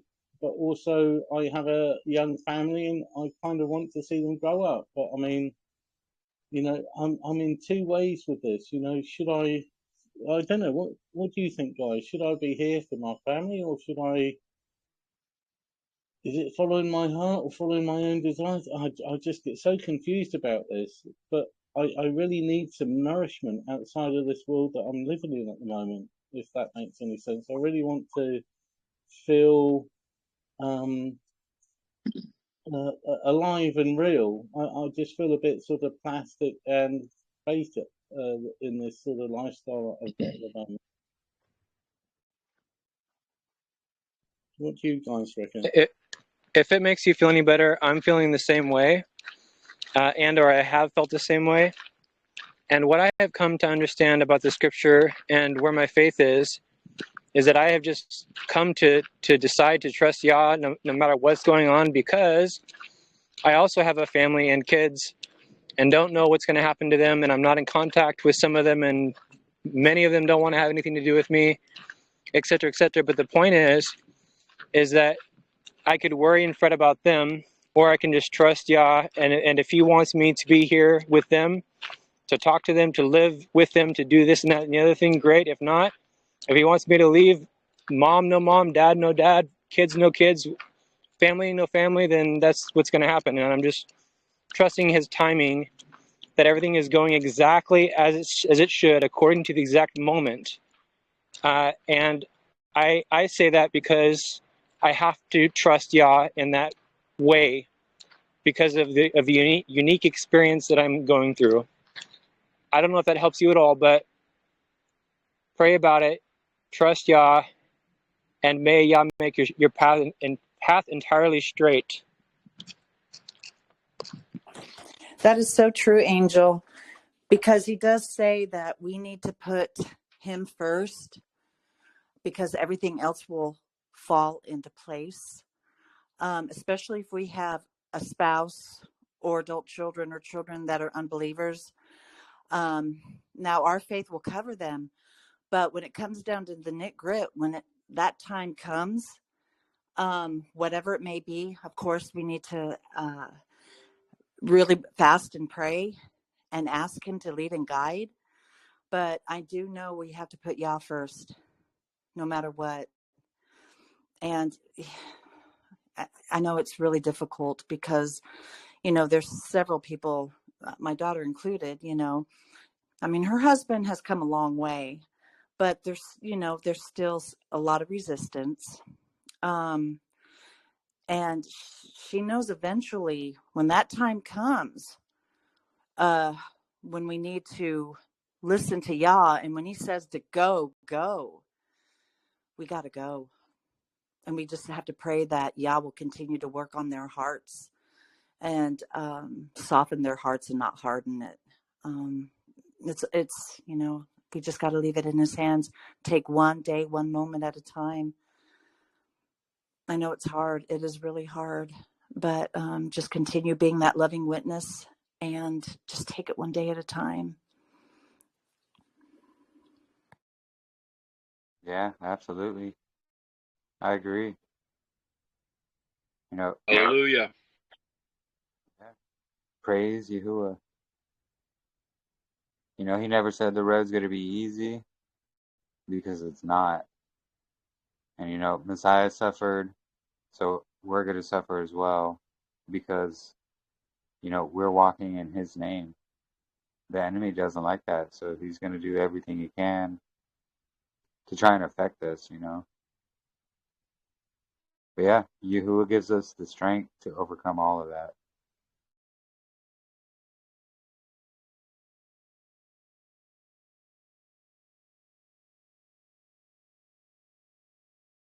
Yeah, thank you for sharing, Brother Ken.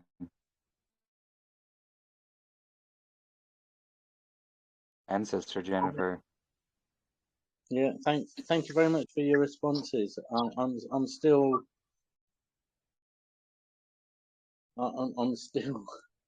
very much sitting on the fence here, and I feel like I'm betraying something to myself. Being so stagnant here, I feel like, I don't know.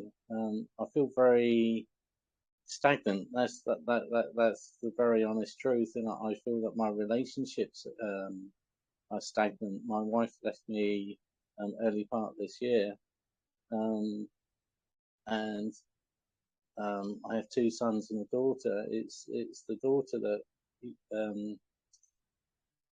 we just get on like a house on fire. She's only 5 years old, but we really do get on really well. And it's only that dynamic that's is it selfish? I don't know, or is it hoping that she can see something about Yah that perhaps her brothers have missed out on. I'm not too sure, but I'm very confused and conflated about it all. I appreciate your input. Yeah, we'll be keeping you in prayer, Brother Ken. Seriously, it's not easy. It's not easy, especially when it's family. Oh, very, very heartbreaking. And it's definitely a testing of our faithfulness to him, because he does say those that put their spouses and their children and those ahead of me is not worthy of me. And I'm not trying to sound harsh or anything. It is a test for all of us. All of us are going to be put through that test at some point or another. And like I said, just continue to be that faithful witness, that loving, patient witness. I mean, we all make mistakes at times. We're human. But when we are constantly being that consistent spiritual witness, I tell you, Yah's spirit can move mountains in situations like that. There's so many wishy-washy people out there with their faith and their relationship with Yah. And that's why so many people don't, they'll say, oh, well, I don't see any consistency in your walk with Yah. You know, it seems like you only do it for convenience. And there's a lot, I'm not saying any of us, I'm just saying there are a lot of people out there that are wishy-washy with their faith, with their relationship with Yah. And when we stay loving but firm and consistent, it's such a powerful witness to our families that have not surrendered their hearts to Him. And I'll be continuing to pray for you, Brother Ken. I really will. I know it's a very difficult situation. I know there's probably several here on the call that are going through the same thing. It really is. And we have to go through these tests, because if we don't, then how are we going to be able to stand up for our faith and our love for Yah, when it really gets hard, when we have to look at a barrel, a gun in our face and being a martyr, you know? I mean, we have to go through these things to prepare us for whatever path He chooses for us. Yeah, absolutely. And can I just sort of clarify something that I'm trying to say here? I'm not trying to. I'm trying to run away from not run away. Maybe it would be running away, but it's to better my relationship with Yah, because with all this technology and the lifestyle that we're sort of falling down into, it's completely contrary to Yah, and I just don't want it anymore, if that makes any sense. It does. It does. It makes sense. Yeah. We all have our inner struggles and battles with, certain things in our lives, that Yahuwah has been so loving and patient with each one of us. And I'm so glad that He has the kind of patience that He does. Wow. Especially with us. Oh man, praise you, Father. Something I want to say for everybody that's listening, I believe it's very important to consider. Get each and every one of you guys, get yourself local road maps for your country, and not and physical hard copies. And not just that, consider getting books and or other things that you're going to need in whatever scenarios the future could hold, and consider starting to do things the old school way, like maybe once in a while start asking people for directions on how to get somewhere instead of using the phone, and work your ways one at a time to getting to the point of getting rid of your phone entirely, because believe it or not, that technology is going to be used to try to entrap and ensnare believers. Yeah, I already bought a roadmap for all of the United States. And like I said, bought some books on how to forage and live off the land. Believe me, emergency bug out bag to be able to clean water that could be contaminated if you're out somewhere. Yes, agree, 100%, Angel. Yeah, we got that road atlas, I would say a couple of years ago. Totally agree with you, brother.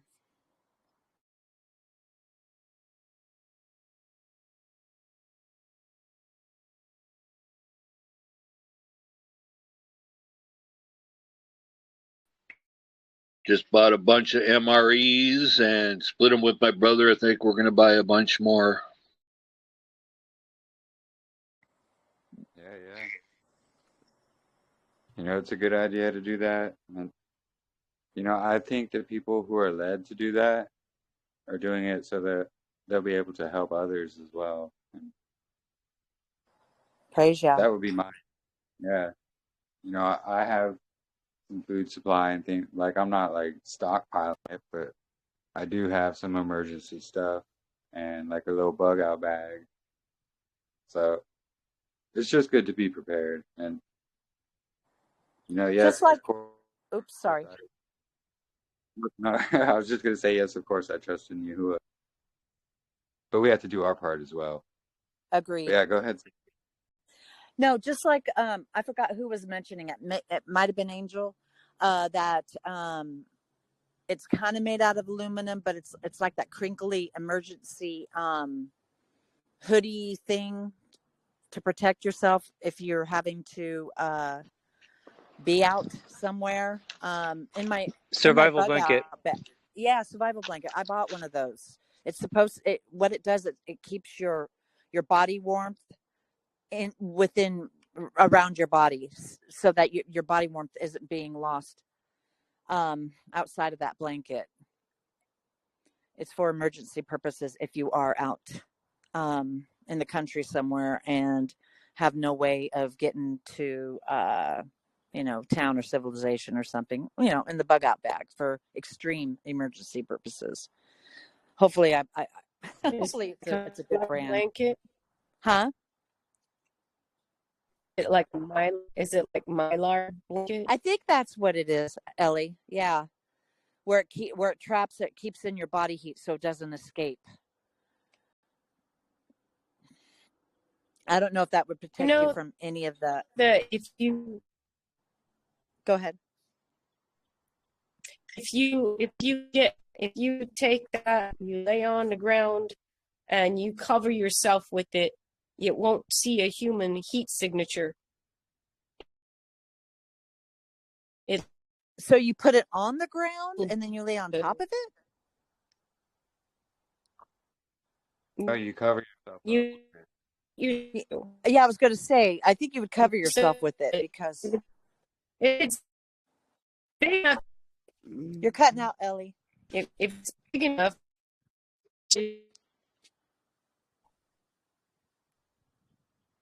we can't hear you, sweetie.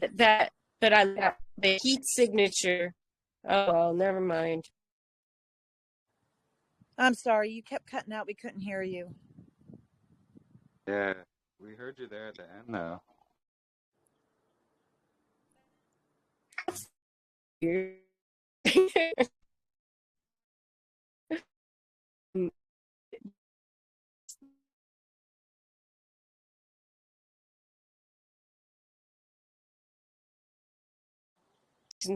Gotta love technology, huh? Oh yeah, but but we went to the moon, you guys. Oh, our technology was so good back in '69 that they could talk to them easily when they were on the moon. But we can't seem to keep cell connections here on planet Earth. Sorry, being sarcastic. Made a phone call. They made a phone call to the moon.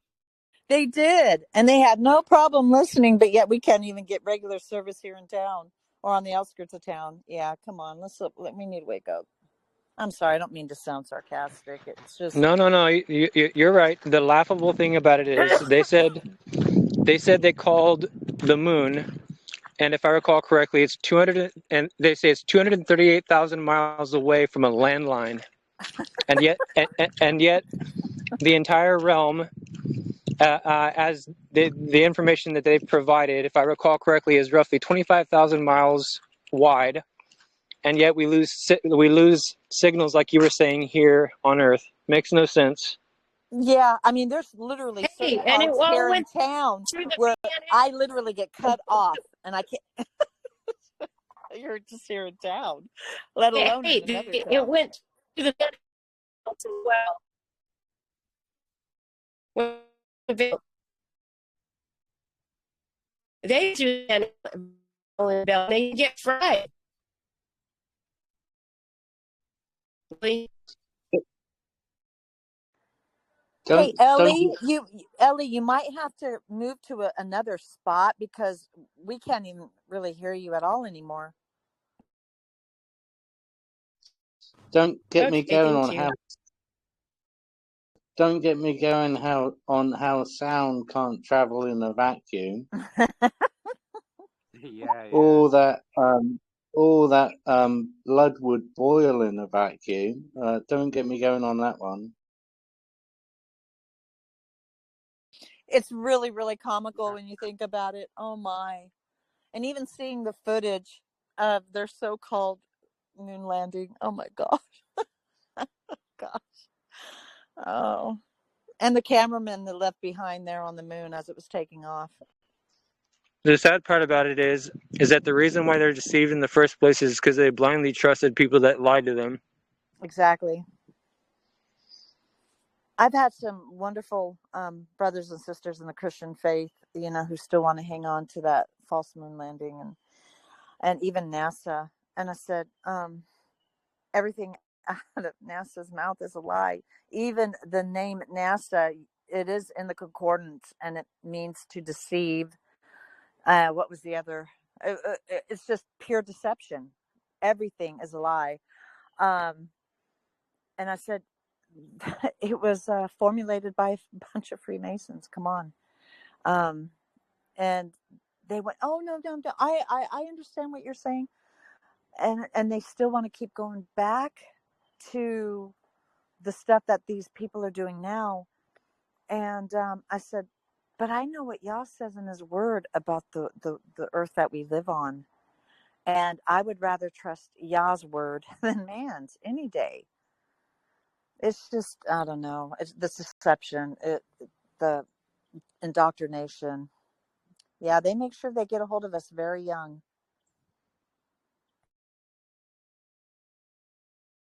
How many $1 million are you taxpayers paying on a daily rate to NASA for all this information? Oh, I didn't want to. Oh my goodness, billions and trillions, easy.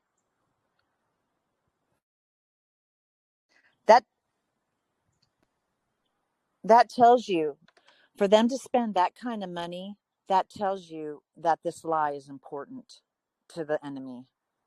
For him to go to this extreme lengths to keep the kind of earth that we live on from the people, protecting the areas of the ice ring so that we don't know what's on the other side, just the whole thing.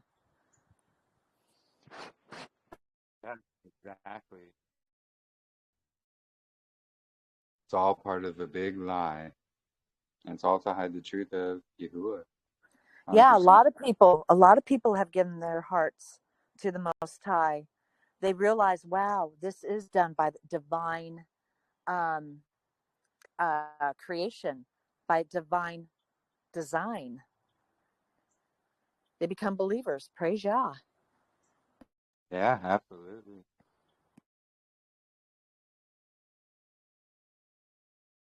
Yeah, scientists and all these people,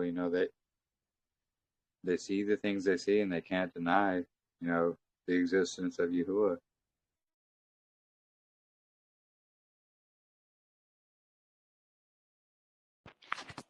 Before I believed in biblical cosmology, I had a Christian brother kept sending me videos, experiments, true science, not scientism, but true science, and doing the experiments, which are very convincing, But what really convinced me was through the scriptures. I wanted to know what Yah said about it. I said, if there are scriptures to prove the kind of realm that we live in, if I have scriptures, I'll believe it. I don't have to see all this other stuff. If I know it's in his word, I will believe it. And my goodness, there's over 200 verses that talk about the realm we live in. Once I got once I got into the scriptures and found out, I'm like, oh, that's all I need. That's all I need.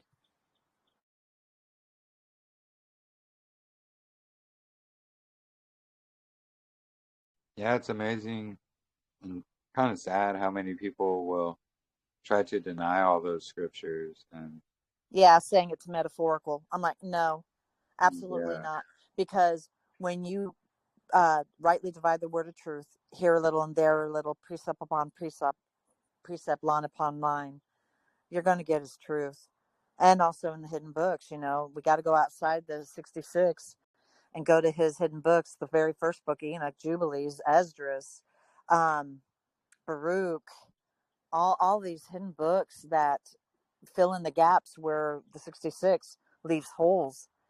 When we are able to use those too for the line upon line, precept upon precept, wow, there's no refuting it. You can't. A little bit has been tampered with, but you can still find Yah's truth if you if you get all the witnesses together. I'm sorry. Nobody could come up with that excuse. Well, the word's been tampered with. You know how many people say that? There are so many people that are saying this. And I'm like, yeah, it has been tampered with a little bit, but we can still find its truth when we rightly divide it. Not just that, it literally says there's pillars underneath us. Yes. And from what I understand, there are literal pillars. There is. Underneath that, there's nothing. It hangs on nothing. Yep. Which is something that people... It does not move. Right. And people wouldn't believe that, but it's there and it's the truth. Yep. Hallelujah. Hangs on the wind.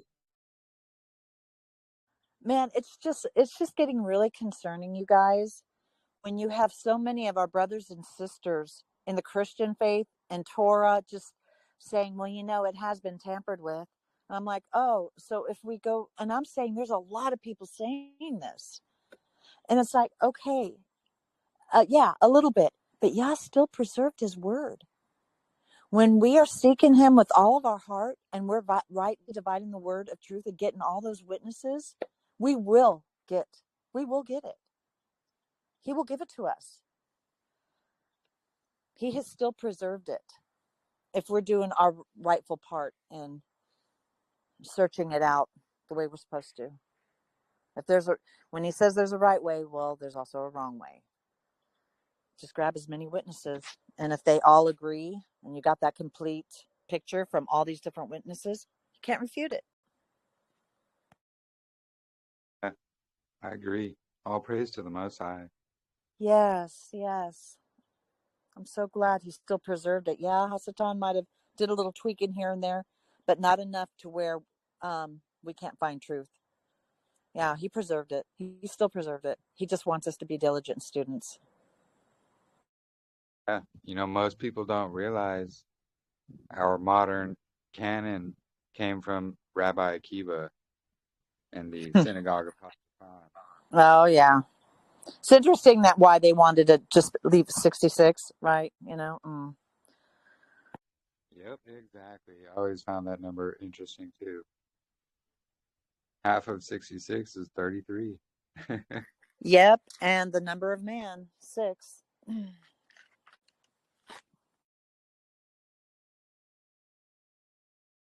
Yeah, there was somebody we'd spoken to, and he was actually studying at the Vatican for a while, and he was actually able to have basically free access to their library, catacomb, whatever you want to call it. But he was saying there were so many things down there, you know, like Hebrew scrolls written in Paleo Hebrew.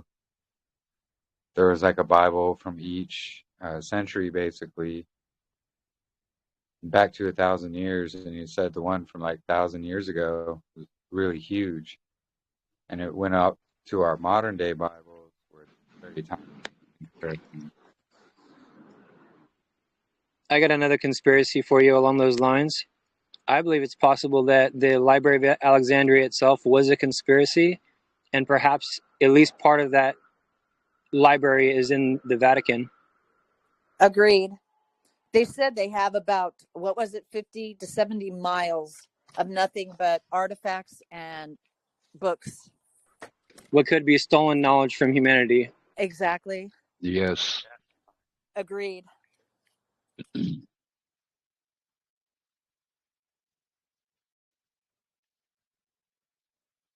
Yeah, I definitely agree because I've heard that too. You know, that Library of Alexandria is just made up to hide the fact that it's the Vatican that holds all these things.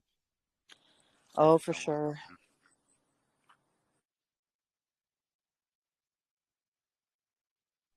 Yeah, thank you for sharing that, Katrina. You know, it could be funny, and it's not funny, but it basically is true. Do you know that each and every one of our lives is technically a conspiracy? Because we were chosen. We were chosen from before the foundation of the earth. Yeah. Yeah, that's an interesting way to look at it. I mean, he already knew who was going to be born from the beginning of time until the closing of Earth's history. And he knows who's going to choose him and who's not.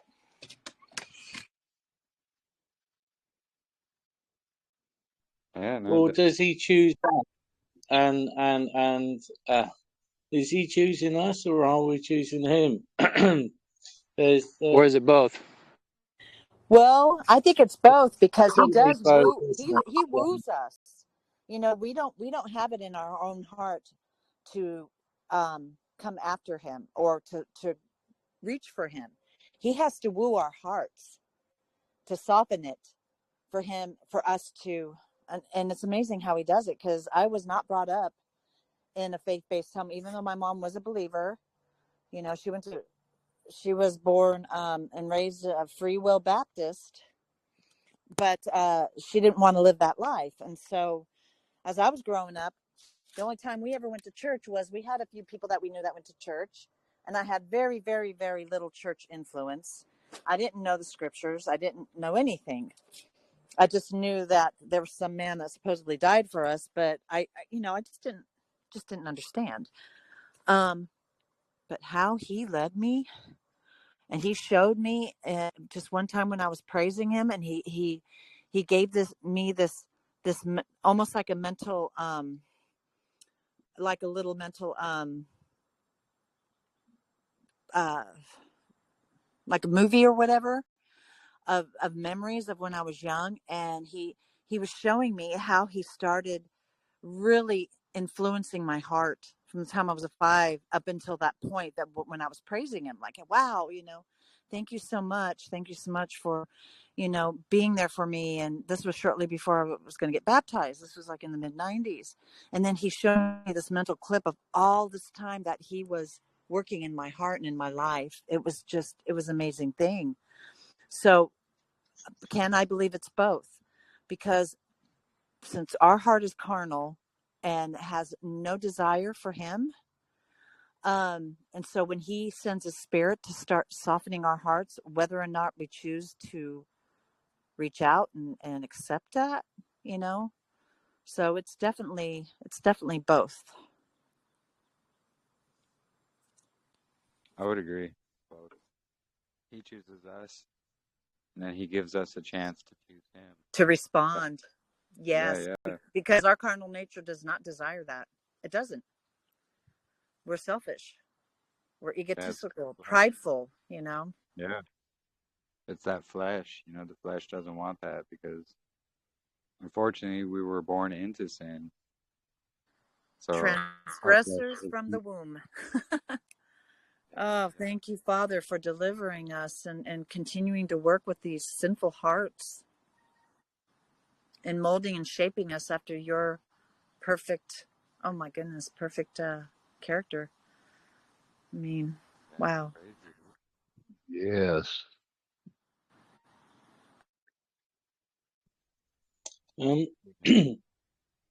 Yesterday's meeting about atonement and what Lee presented in Isaiah 58, and it's all about us fasting for the Day of Atonement.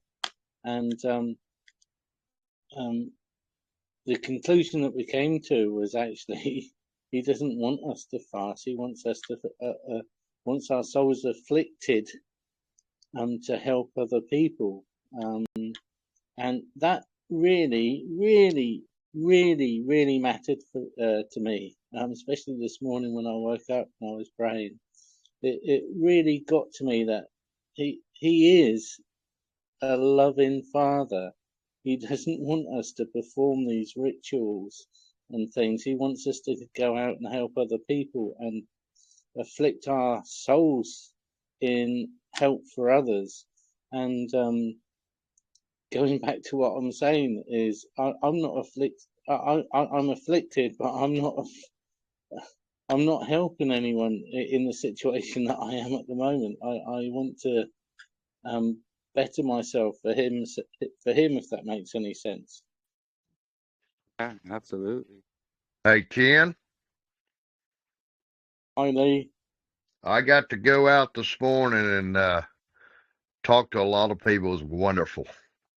I mean, y'all was moving. I got to give out Bibles and all kinds of stuff. So Oh, I'm praise Yah, Lee. Awesome. saving these little Bibles. They got large print in it, but they're real small. And the guy just looked at me and he says, "Man, thank you so much."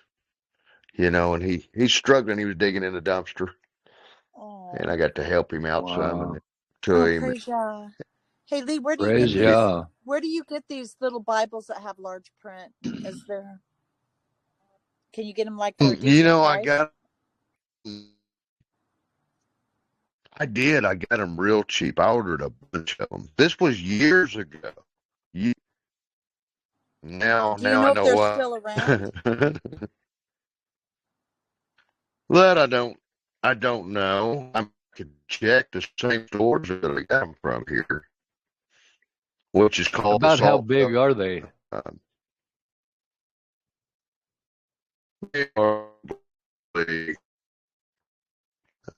Lee, you're cutting out. I'll tell you, Yeah, Yeah, you're you're cutting cutting out out. there, brother.